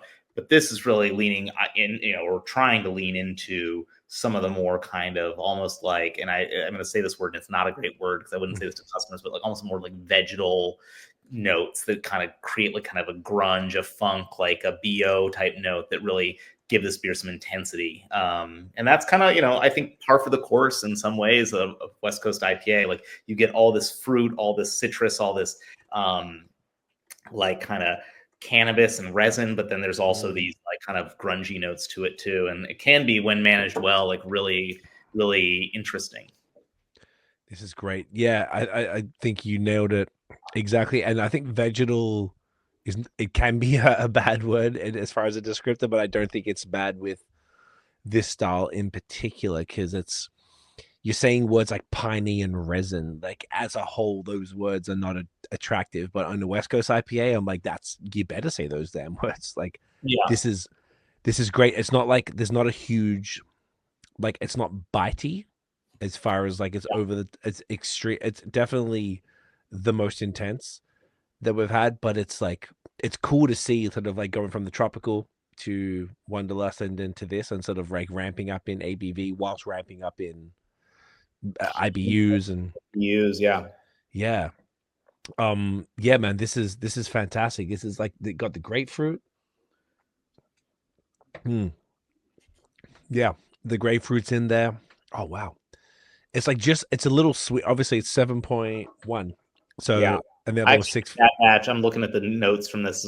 That one was a little bit higher. That's what it's 7.4, that batch. So. Okay, 7.4. Do you know what? The can says 7.1, but on tap says 7.4. So I wasn't sure, but that makes sense. It's changed over the years, but it's supposed to be 7.1. This beer, though, it's funny. Every time we brew this beer, like we've tried over the years, it started as a 7.4, 7.5 beer, and we decided we wanted to make it like a 7.1 beer.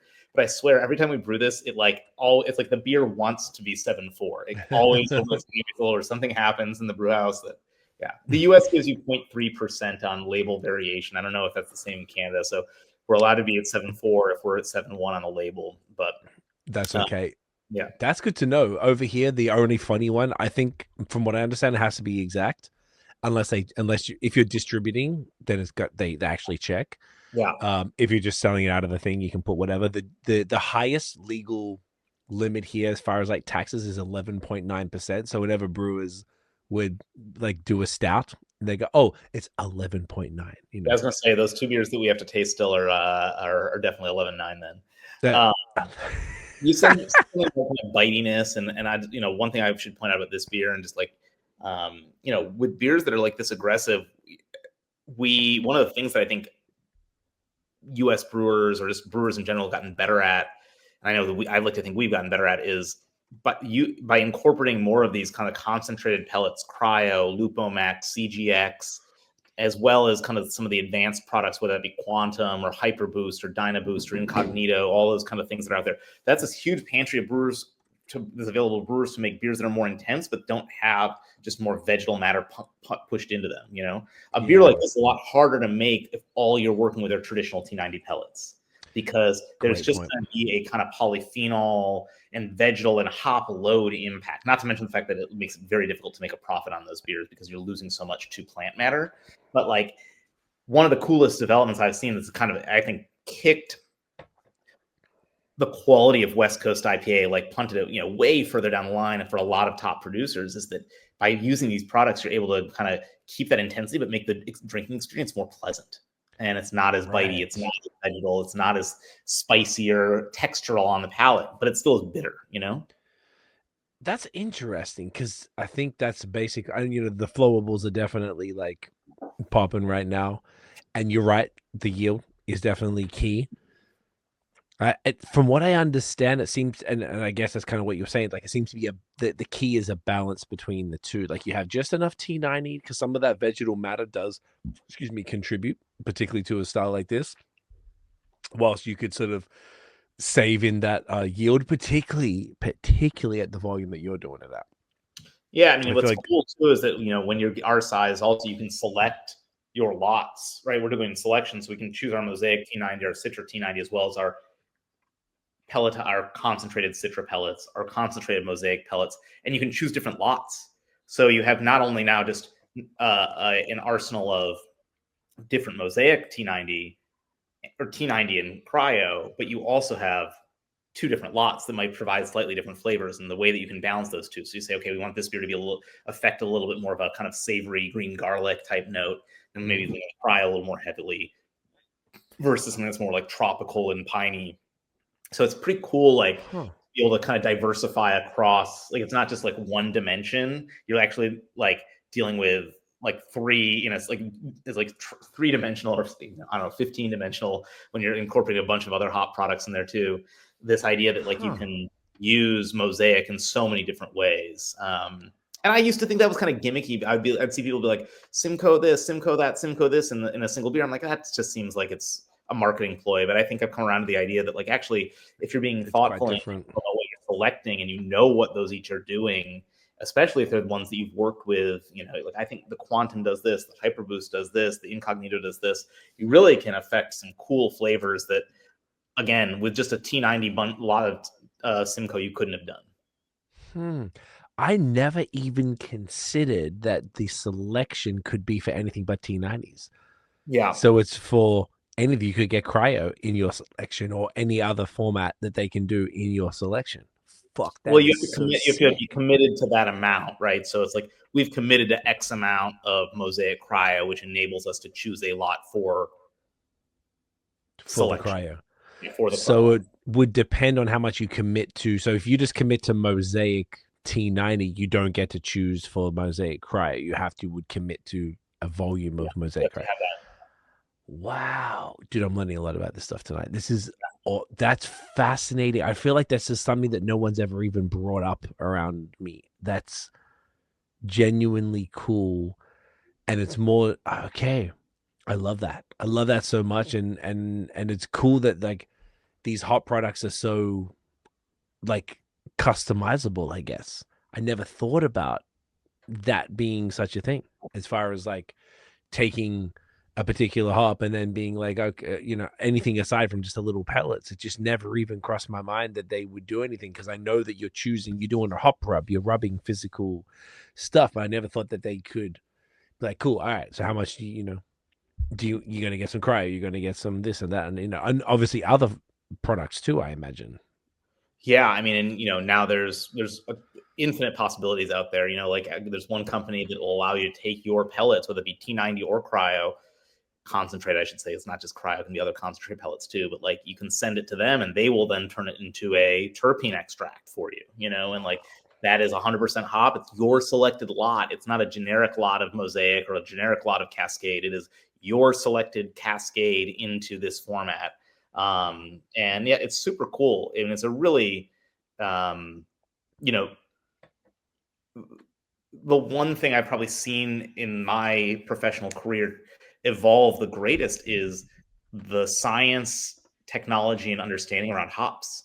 Because it wasn't something that up until about 15 years ago anyone was really applying too much money into, right? I mean, it was the big breweries had commitments on the hop contracts, but they were using T90, they were using CO2 extract, they were using some leaf, mostly CO2 extract. But hops were not a big part of international lager brewing. Have never been. When I say international lager brewing, I mean, of course, like macro kind of Labatt's, big domestics.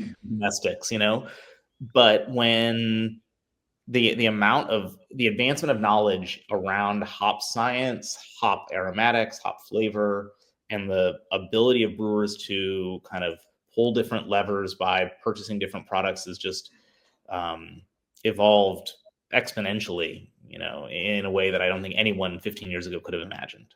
That's so cool. I love it so much. Do you mind if we do a quick bathroom? Go for it. Love it. All right, we're back in a sec. Yep. Boom, we back. We got some bangers there, Ben.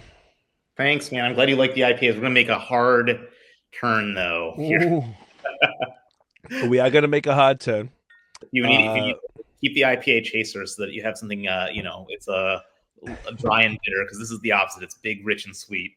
Big, rich, and sweet. Yeah, I got a couple of these bad boys. So we have two different big stouts to go through. Which one should we start with?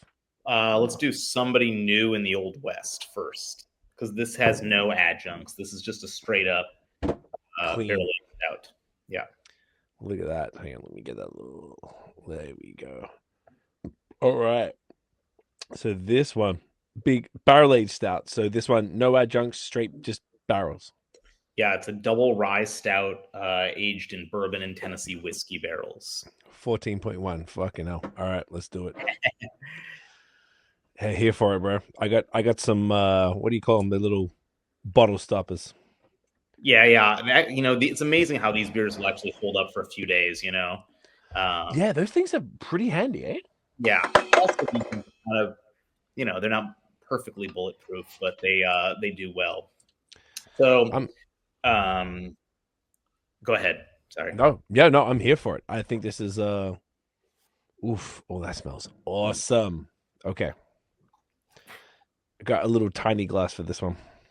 Yeah, so I'll give you a little bit of a rundown on this. Our barrel program is, we only, at this point in time, after years of doing other sour beers and mixed firm beers and other barrel aged beers, we at this point pretty much exclusively do barrel aged stouts. It's what our customers have responded to the most, and all of our stouts are kind of cuvee style blended stouts. We don't have a single stout recipe. We actually brew about 15 different stouts. Okay. And those wort streams, those beer streams, then get aged, and we don't create the beers until they're at the blending table. So we'll often have, in the case of, like, say, this beer here, somebody new in the Old West, this beer is actually made up of 1, 2, 3, 4, 5 different original beer streams. And within that, then that was aged in at least 1, 2, 3, 4, 5, 6 different types of barrels. Jesus. So it's really a blending program more than it is a kind of discrete stout program. I think the conventional method of barrel aging for a lot of folks, of strong barrel aging, is to brew a beer, put it in barrels. 12 to 18 months later, you taste the barrels. The good beers get blended together. The good ones get blended together. The bad ones get pulled aside, right? And that's your beer, and you're stuck with it. And we do it in a very different way, which is to have basically a much larger library to pull from. Now, this is something that is a lot harder to pull off if you're a small brewery, but we have at any given time, about, I don't know, like around 250 to 300 casks aging of stout, and we'll release 6 different stouts a year. And so this one was released back in September. Okay. And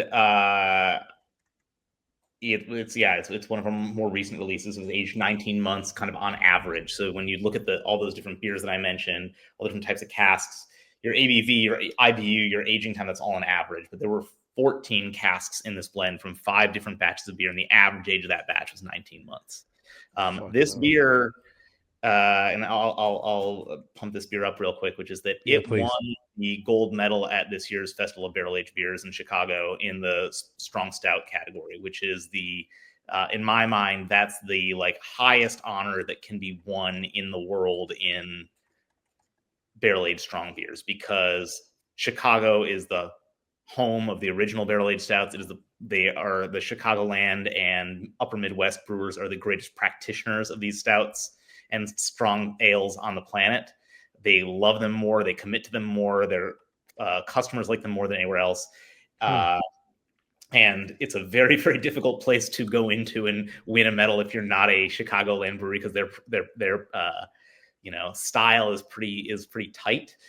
So it was a huge honor to see this beer land, and to actually get the gold was even crazier in that category. We were big game hunting and had been inspired by these breweries and beers for a long time. So this is a real special beer for me.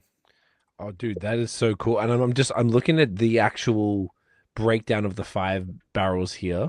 Yeah. I've never, do you know what's really funny? I was talking with, we mentioned off air about Greg at Counterpart, and I was talking to him literally about the different brewery, like how this was, if you look at a stout and sometimes the different blends that go into it, they don't always break down exactly what it is. And this is the coolest fucking blend. I just want to read this out just because I think this is you kind of said it, but I feel like this is hyper specific. And congratulations on the medal, by the way, because that is amazing.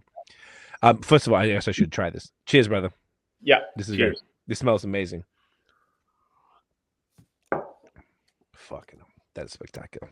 It's 43% double rye stout, aged 19 months in Kentucky bourbon barrels. 13% double rye stout, aged 19 months in Tennessee whiskey barrels. 6%, this is what's fascinating to me, double oat stout, aged 19 months in Kentucky bourbon barrels. 19% imperial wheat porter, aged 19 months in Kentucky bourbon barrels. And 90% imperial milk stout, which is something I've never heard to be blended, aged 18 months in Kentucky bourbon barrels. And because we're not really allowed to call out in our advertising what those barrels are. But that's what I was about to ask. I can tell you, but within those Kentucky bourbon barrels, there's 4-year Heaven Hill, there's Elijah Craig 11, there's Elijah Craig 18. So there's a wide range. It's not just one type of Kentucky bourbon barrel that we're using there either. So there's some fun specialty barrels, specialty whiskey casks that are blended in there. And Kentucky bourbon barrel can mean a lot of different things. Interesting.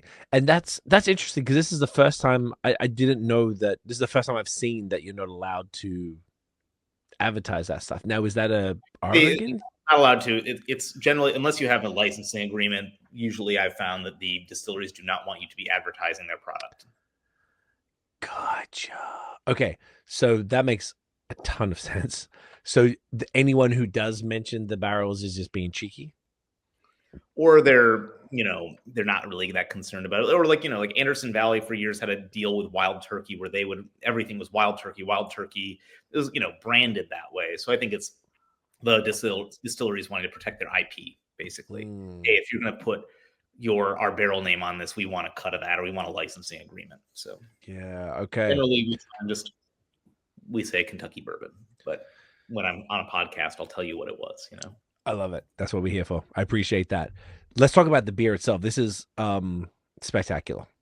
Thanks. So, I love big barrel aged stouts. This is one of my favorite things. Every Wednesday, because this is like pod day on a Thursday, but on a Wednesday I call it my big beer Wednesday. So I only drink, I would take this whole bottle to the face, and then I'm probably on a Wednesday. Like last night, you have an opener, like some little, maybe it depends on what it is. I have like an opener that's maybe 10%, and then the big one that's maybe like this 14%, 15%, something like that, because I don't drink anything else, and I have it after dinner. So I got that nice little foundation, so I can drink this and really soak it up. That's why I need to put a stopper in this, so I can enjoy it at I'm never going to enjoy these pours of it, but I like this whole thing is like this definitely not going to waste. So I love this whole flavor profile is crazy, man. Like it's not syrupy though. That's the other thing, which I like. Sometimes the stouts can go either way, and I'm not like mad at syrupy stouts, but this is like it feels like this is on brand with the rest of your products where it's approachable for a beer that's typically not approachable because it's 14.1%. Is it 14.1? This is actually 14.1. Yeah, no, this, just checking. Yeah, that's 11.9. I swear. That's the episode name, 11.9. I swear. Yeah, so like this is big and boozy, but it's not. It's very drinkable. Like you said, it's not particularly sweet. And maybe it's because it's just like a straight up bourbon barrel aged. There's no whiskey as well, but barrel aged stout. It's not like there's no adjuncts. It's just straight like oaken beer barrel in time. That's it. Corey King at Side Project likes to say BBT, beer barrel time, and I think that the sandbox of what you can do with just those elements with stout is pretty impressive. The range, level of roast, level of chocolate, viscosity, wood expression, spice expression from the wood, vanillin, things like that. There's just so much that you can do. Alcohol, heat, spirituousness on the nose. I mean, you can pull so many different levers. I do believe that, compositionally, like I'll advocate for beers that are not dry but not overly sweet in this space, and here's why. I think that I always think of it like as the barrel aging triangle is like, I call it the 10 to 13 triangle, and that's the ABV, the number of months in wood, and the finishing gravity. And if you are between 10 and 13 on all three of those, you're probably probably 70% of the way to making a pretty good barrel aged stout. Now, this is a little bit longer in time and a little bit longer in higher in ABV, but TG is in that 10 to 13 range. And I think that there's been this trend in barrel aged stouts, or there was for a while, toward the pastry direction, very low carb, very syrupy, very sweet.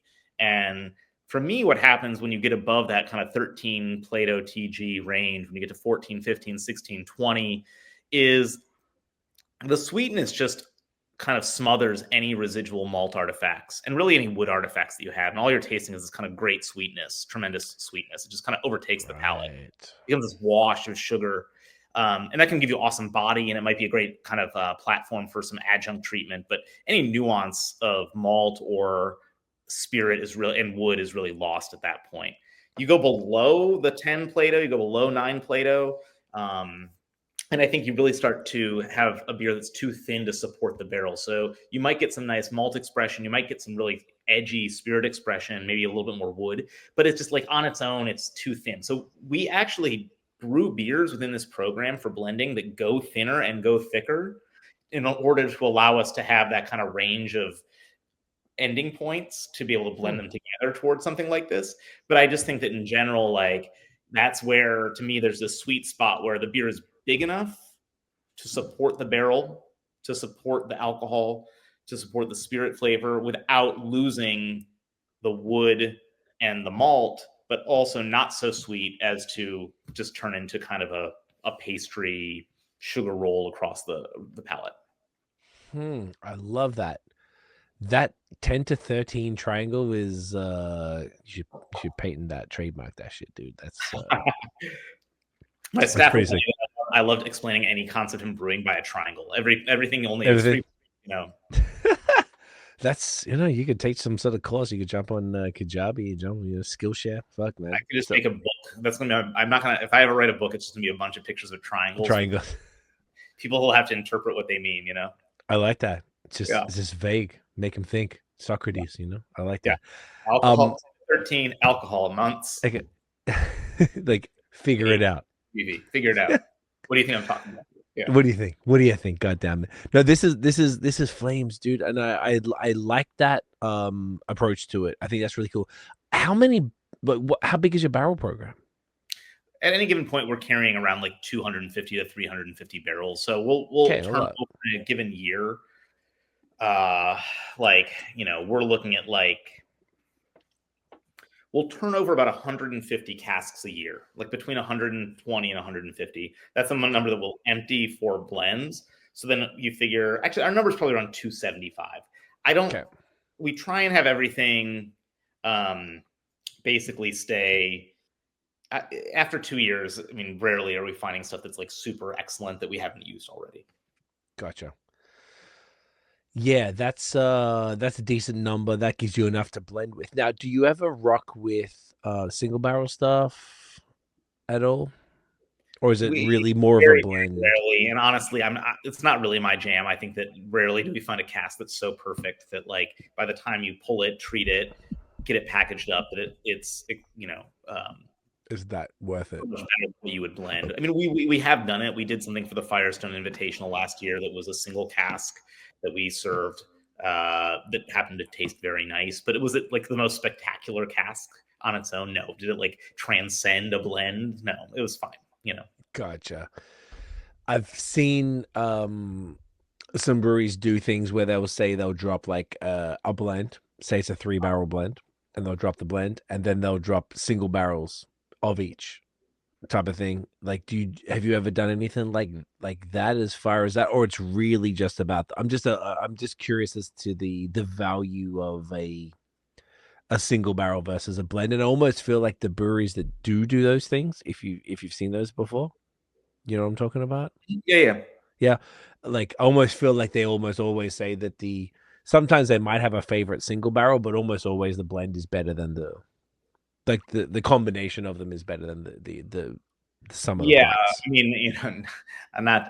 I wonder how much of that is like trying to stretch a blend to sell four beers instead of one, but also like I think if it's for educational purposes, I think that's cool. If you want to explain, like do a class where you're being like, here's our blended beer, here are the threads that went into this, here's how we landed this. That's rad. I mean, that's a great way to educate consumers. We've done stuff like that.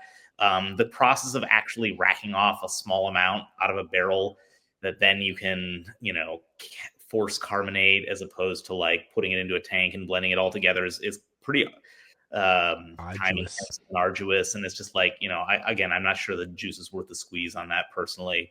I've seen lots of breweries do multiple adjunct treatment of the same beer. That stuff seems to be a very popular way to release it. But like our MO on these tends to just be like, let's find the blend that's kind of hitting the sweet spot right now when it hits our table. And that's what we put out and, try and keep the focus on that. What we do is for beers. So for casks, one thing that we have a separate line that's called Black and Tan, which is our kind of like entry level stovepipe stout.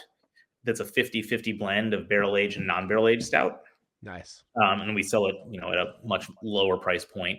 That's what we do. All the beers, the barrels that are like good but not great, that don't make the cut for these kind of prestige blends, that's where they go. So it's a great way for us to actually be able to be pretty picky about what beers go into these blends, knowing that the other ones have a home ultimately, which is this kind of more, like entry level makes it sound very like snooty, but like that's kind of, it's just, Is it more lower ABV?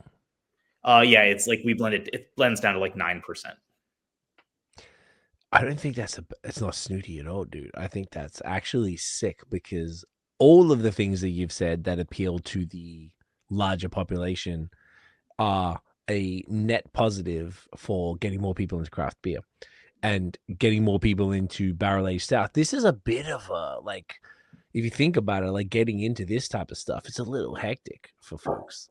Like maybe we're a little numb to it because we've been doing it for a while. Like I started really documenting the beer things in January 2011, and you'd started a brewery the year before. So it's, you've obviously been into it a lot longer than I have, but like still the people who are getting into it now, if you're able to make it more approachable, I think that is a criminally underrated move.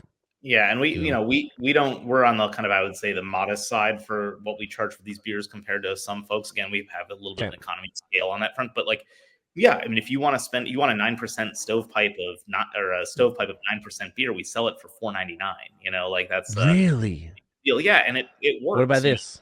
That retails for $16 US. Yeah, that's still that's actually, and this is the size of this feels to me like 650 mil ish. Yep. 650. That's pretty fucking good, dude. Yeah, I mean, For this level of quality, like this is like, oh, this is a bargain. I feel like I was just we're talking to Greg, a counterpart, about some of the prices, and I just paid 30 US for some bottles recently, or at least in the high 20s to 30 US, and Canada, the currency's not doing so well right now, so that's a lot of money, and I don't see that as not worth it. But I think there's something to be said about, like you said, you got economies of scale, but it's not about economies of scale as much as it's about that plus quality. This is fantastic. Like, this is fantastic. Glad you dig it, man. This is one other thing that I want to mention about this beer that's pretty cool with this blend. So you called out the blend components. This one is, like 56% one single beer stream, which is that rye stout. Yes. And this stout has like 3 different types. The base beer has like 3 different types of rye, and it's pretty heavy rye, and yes, it's funny because like this is one of these things. So this is what I love about the blending process and the beer aging process, is that when we tasted this beer at 12 months, tasted the barrels, not this beer, but the component barrels. Base. Yep. Basically, so when with that beer, the rye stout was 19 months when we blended it into this. So we had tasted it. By that point, we tasted it at like usually around 10 months was probably the first time. Maybe it was a 12-month tasting. We tasted it. Dan, our barrel program manager, and I tasted through those casks for a different blend, and we were like, oh no, like these are not good. This is like not ready. Maybe this will never come around. It's too spicy, too aggressive rye, like just like kind of unpleasant. And it was one of those moments like, man, did I screw up? Should we have not put that stout in a barrel? And then 6 months later, we tasted again, because that's just how we kind of go about iterating in this program. And we're like, this is great.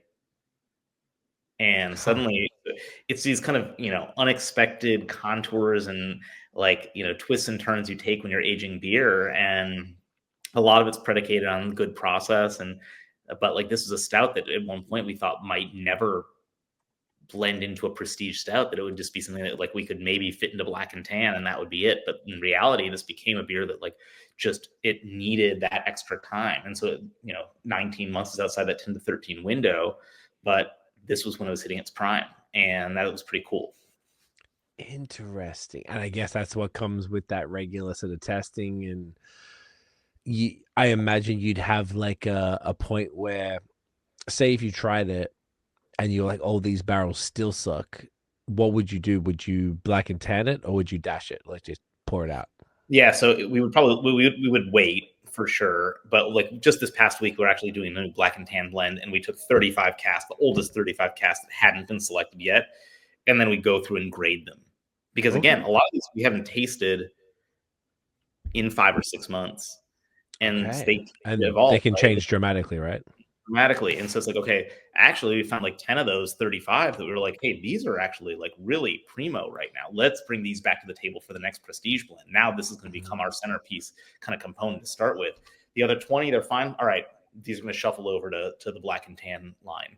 And so that's how we kind of go about doing that. But it really, you have to be open to beers evolving in cask. And sometimes, especially when you're not just doing with, let's say if we were all doing all Heaven Hill 4-year casks, that might be more predictable about what that kind of curve looks like. But when you're using 18-year whiskey and 11-year whiskey casks and some Tennessee stuff, and all of a sudden, like what those, even within a particular beer stream, it can vary very dramatically within how it evolves. So some casks might be tasting awesome, others are now no good because the casks and the beer didn't meet at the right point in time.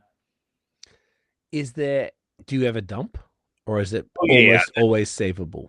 No, if there's a beer that is, if there's some inexcusable flavors, right? Like high acid aldehyde, or just generally unpleasant aldehydes, acetone, solvent, excess umami, things like that. The thing is, in my experience, and maybe this is a little bit of a function of how we cellar these beers and how they kind of, what the timeline looks like. The bad casks are usually pretty easy to suss out, usually well before like 18 months. Like when you taste them at 12 months, they're not good, and if it's a bad cask, we taste it and we cut it. We don't like wait and see if it's going to come around. It's got one of those flaws. So usually the stuff that we have that's making it to that black and tan point, that's kind of been passed over a few times, it's not Olympic level beer. But it's also, it's like junior varsity, right? It's the B plus A minus beer, and it's like totally fine. And that was what we found the other day. We're like, oh yeah, most of these are like pretty solid. It was like they're just kind of like, they're good bourbon stout, or not the bourbon stout that we can ask someone to pay $17 for, but a 9% down, we can ask them to pay $4 for it. And because that is like an aggressively reasonable price. So I'm just trying to understand, like, so like it's for a barrel that's been sitting there for close to pushing 2 years or whatever, right? Like, even if it's one barrel, like you said. And I love that you have enough barrels to be picky, because I think that's the beauty of the scale that you're talking about. And then when you blend that, I guess that's the stout that you blend it with, which is a young stout. Is that like 5-6%, or is that also quite high? It's a 6.5% stout. 6.5, and then you mix that with like a 14-ish, and then boom, it brings it down to about 9. And we use a little bit of brewery magic and use a little bit of dehydrated water also to kind of like lighten the body up a little bit and bring the ABV down. Okay, so then does the final end result stout, does that retain any of the barrel characteristics? Oh yeah. Okay, because that's when you open it, and you pour it, it's supposed to smell like almost like a whiskey highball. Huh. Like a stout whiskey highball. Think about it like that. Like it's like light on the palate. We've lightened the ABV. We've lightened the body with some of that dehydrated water. It's highly carbonated, much more so than this. It's got some prickliness from acidity of carbonic acid, but then it's stout and bourbon. And so it smells like, the one time I visited Japan, I was just so taken by like the kind of like Suntory highballs and like whiskey highballs and like just whiskey soda basically. And that seemed like such a cool way to be able to repurpose or kind of find a home for the good but not perfect cast that we have. Interesting. Is this something that you guys came up with, or had you seen it elsewhere? I know there's other breweries who've done projects that are similar, or at least since we did it, but like I hadn't seen anyone doing something quite like this program. I'm sure there's people who've done stuff like it, but like nothing that's exactly like it. Yeah. I've never heard personally of all the pods that we've done that anyone's done anything like this. And I just feel like it's like, it's kind of genius, dude, because you're like taking some shit that you've spent money on already that you could potentially drain, which you did say that you do if need be, like if the flavors are really not slapping. But if it's like, if it's fine, it can be used, and this is how it can be used, and it's an affordable like it's almost like you're doing a favor to the gateway bourbon barrel aged stout drinkers by giving them an incredibly like unrealistically affordable stout, but giving them that experience. And then once you kind of get the taste for it and once you understand what these things are, and you're like, oh, this is worth all of the money that I'm paying for these things, it's cool, but you got to get into it. And it's a weird thing to get into because it's kind of strange, I guess. Yeah, I mean, also like I don't know if everyone wants to drink a beer that's this sweet all the time. It's the risk of like $4 or $5 on a 19.2 of 9% beer that's kind of well crafted, that has this kind of technical vision behind it. I mean, that's that's no different than buying an IPA. And if that gets you into then wanting to occasionally buy a bottle of the more expensive stuff, or if you just really like these beers and want to like those flavors, like it's a different pathway. So it enables us. It's been a cool way to take what's usually in a lot of breweries kind of the most expensive, most elite, most kind of like Tony part of their program and democratize it a little bit. That's a really cool way to frame it. I hope that any breweries watching or listening can take inspiration from that, because I just feel like it's like such a cool way to reduce waste, but increase potential of exposure for folks who haven't really got deep into these bigger stouts, and maybe they're scared. They look at the ABVs and you hear it's a if you see it's a wine and it's 14%, it's nothing, but it's a beer and this is scary. it's and I feel like this is like it's like a way, and once again I'm saying this because I feel like this is a bit of a consistent talking point across this whole pod in the last couple of hours, but a lot of things that you guys are doing are really keeping that introduction to new folks and making it sort of palatable and acceptable for getting new people into beer. And if we don't get new people into beer, then this whole craft beer thing is really kind of going to fall apart. And I feel like that approach is underrepresented and underrespected. So that's what I always try to like shout that out here, because I think it's like, everyone always like, you circle jerk over the craziness stuff, like crazy hype stuff or whatever, and I'm here for it. But you got to get new people into the stuff, and this is a fantastic, creative, innovative method to do that. So I love this, dude. I really, truly, I'm going to tell a bunch of people about this. I should have sent you the black and tan. I'm kind of excited about the black and tan now. Should we do this last stout here? Yeah, let's do it, man. We're starting it up tonight. I want to do this one last. So we started with tea. We're finishing with tea.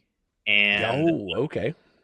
Don't worry about that fire. Oh, that's not what I meant to send you. Oops. Okay. Is it different? It's different? Oh man, yeah, that's not the one that I sent you about. Okay, it's not the one that I have in front of me either. But what's the difference between the two we have?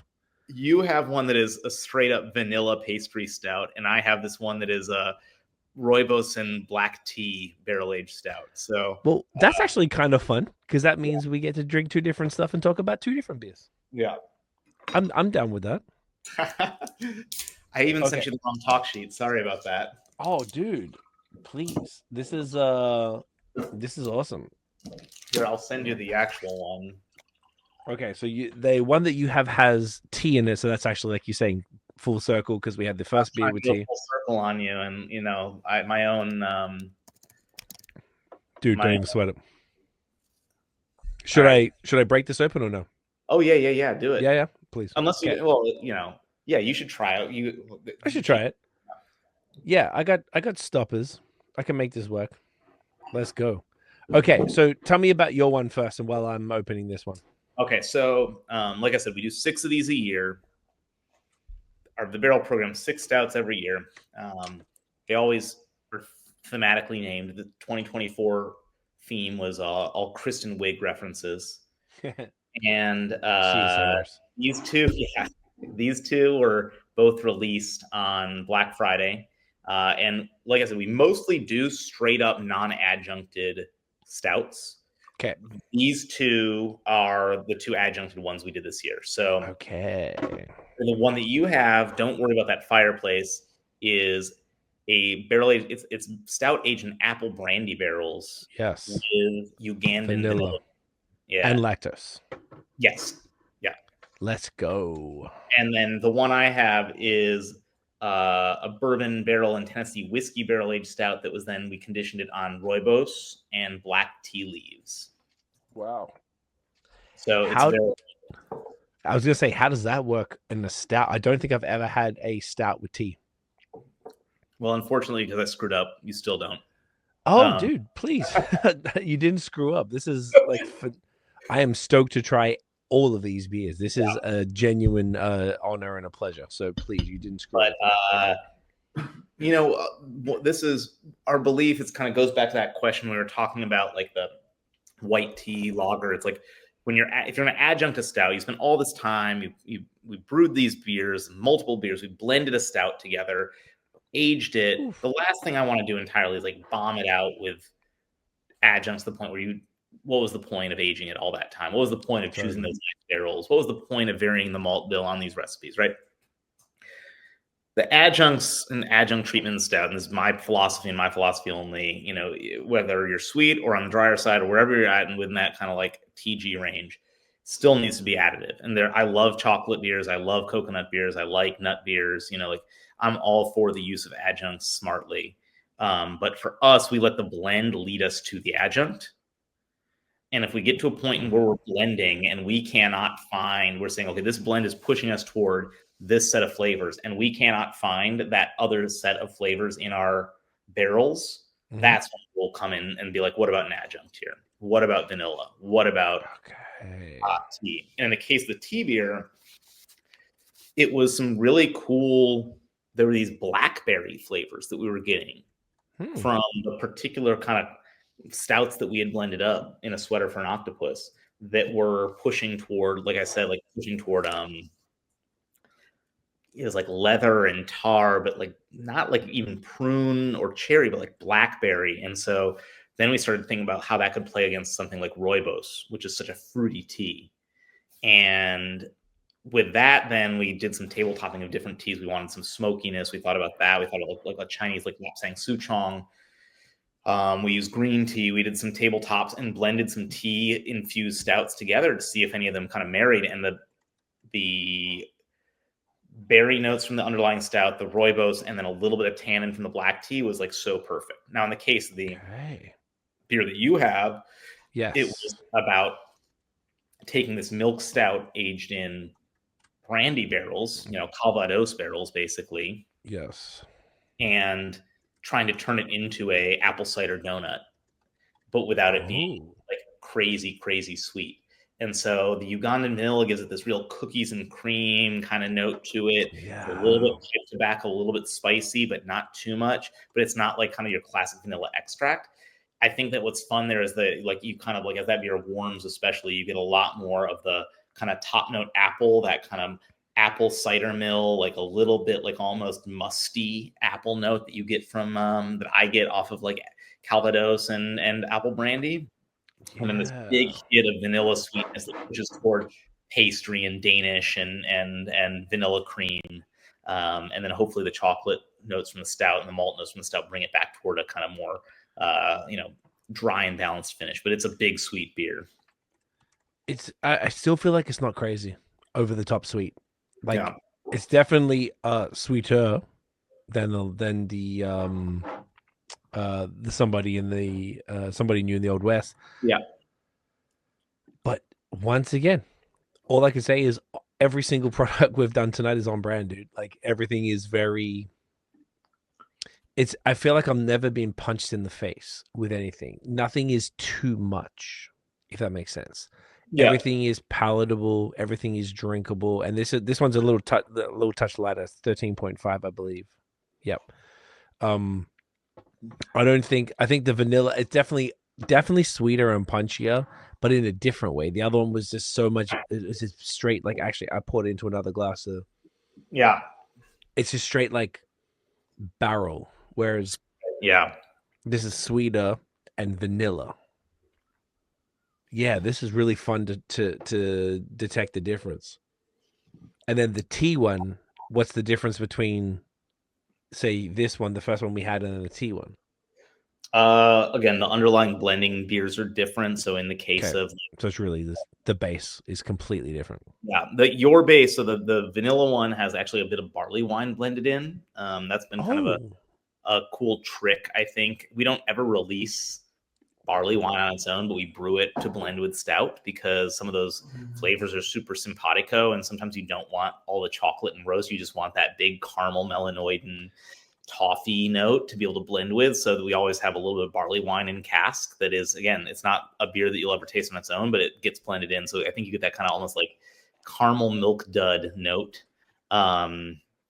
In the beer that I am drinking, it's a lot of the imperial oatmeal stout that we make, and that's in like some of these older whiskey barrels, some Elijah Craig 11 years that start to throw this kind of, again, that blackberry kind of note. So there's something about the chocolate malt or the kind of composition of this beer that kind of push toward that berry thing. So yeah, again, we're talking about like, there's only between the two, there's actually zero overlap in casks or batches that are blended into them. Okay. Yeah. Which could explain the differentiation, like you said. Like this one is straight milk stout, right? We have to name something on the label. It's 58% milk stout. 58%. It's 33% barley wine and 8% imperial wheat porter. Okay. It's really fun I don't normally like pop 2 bottles back to back like that. I'm normally would drink one, So Yeah. this is really nice to kind of be able to like crack a couple and just be like, all right, I can see the difference between all of these.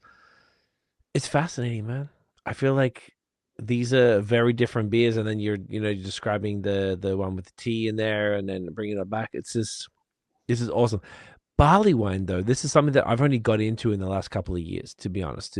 Personally, I was never really much of a thing. So maybe in the last like 3 years, maybe, um, made a bit more of an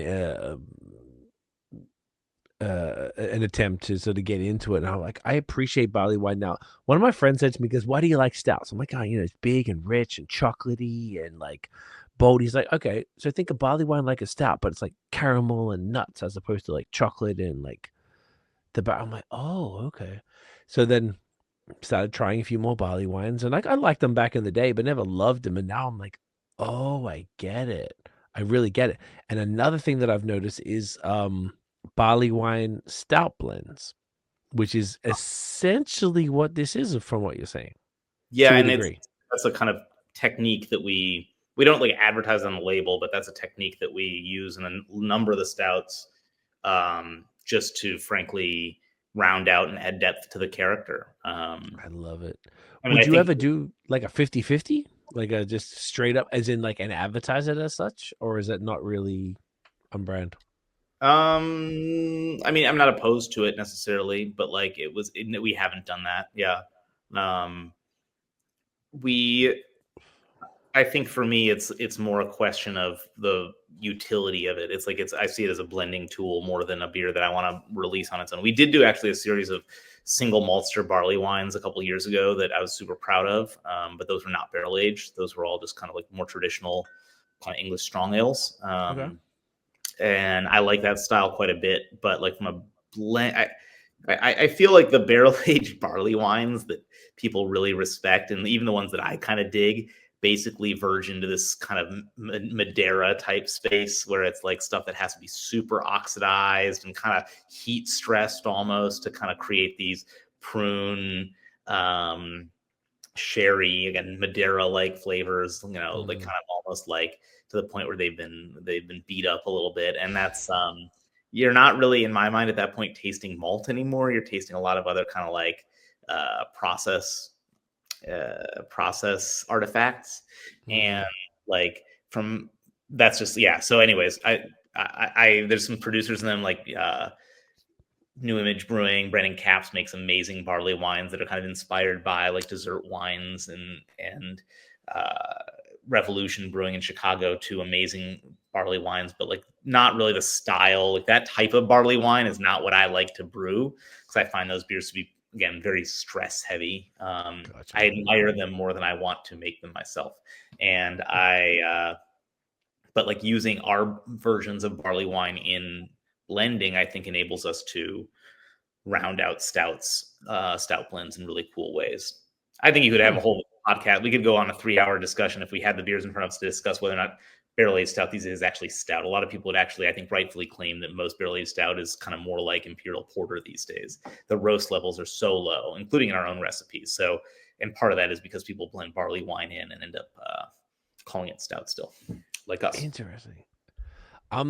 That's honestly the first I've heard of that fantastic little trick. I think that is dope as shit.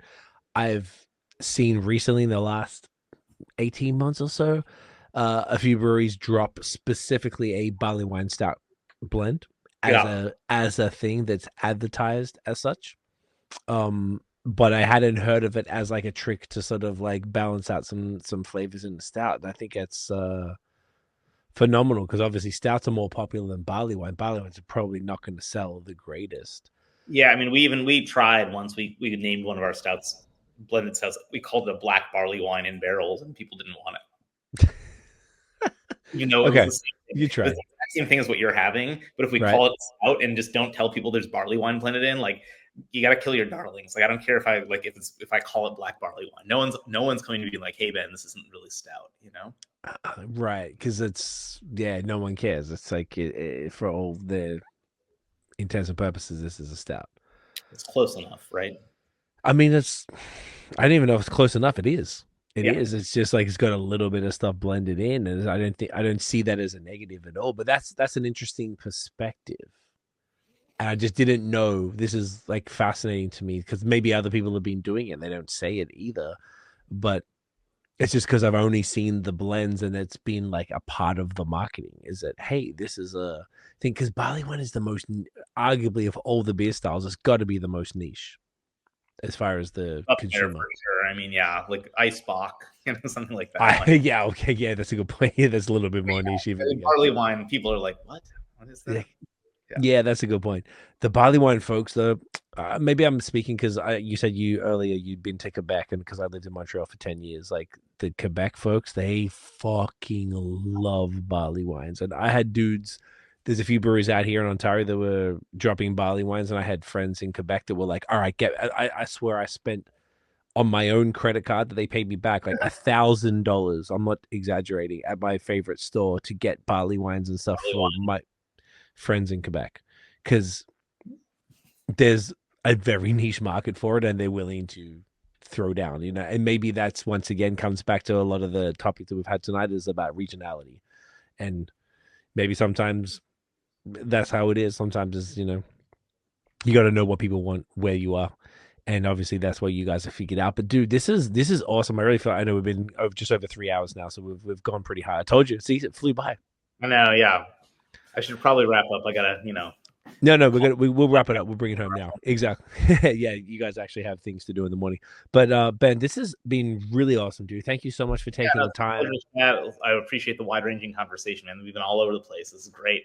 Yeah, it bounced around a lot. This was like, honestly, truly a lot of fun, man. You're a champion. I enjoyed talking to you when we were at Collective, and that's why I was like, hey, man, I'd love to get you on, and trying the beer now and seeing the breadth of what you're doing and hearing a bit more about what Breakside has done. I'm so deeply impressed. I think this is phenomenal. Just congrats on everything, dude. Like these beers, yeah, dude. It's the beers are crazy. The way that you guys have expanded. I have a business, so I'm very partial to entrepreneurs, and I just feel like the fact that you guys have gone and not only had a basement brewery, you've taken that over 15 years to 6 places, like that is glorious and should be celebrated, and I'm proud of you, and I think it's just good. I just want you to keep winning. I think this is fantastic, and obviously you're converting new craft beer drinkers, and you're making incredible beers of every different style that we've had tonight, and I'm just, man, fuck. Thank you for taking the time, and thank you for doing what you're doing, man.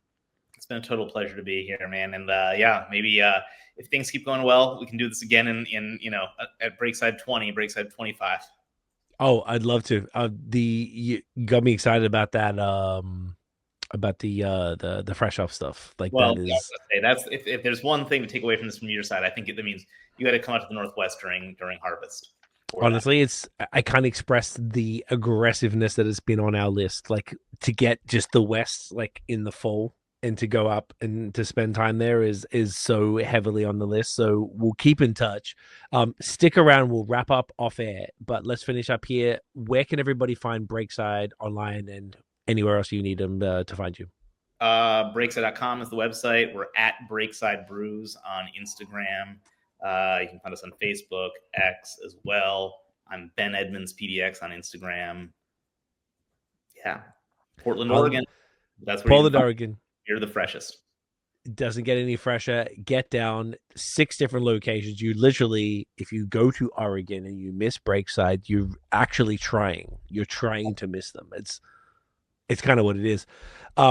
Ben, thank you again, bro. Stick around. We'll finish up off air, but this has been a genuine pleasure. I really appreciate you, man. This has been a truly fun conversation. I knew it would be. Guys, thank you so much for watching and listening. If you enjoyed the episode, smash the thumbs up, hit subscribe below, hit that notification bell so we know when the news drops. Follow us everywhere at BAOS Podcast, and check out the long-form audio so you can hear legendary craft beer pioneers like Ben talk about craft beer every week. Guys, we'll see you in the next one. Cheers, y'all. Peace.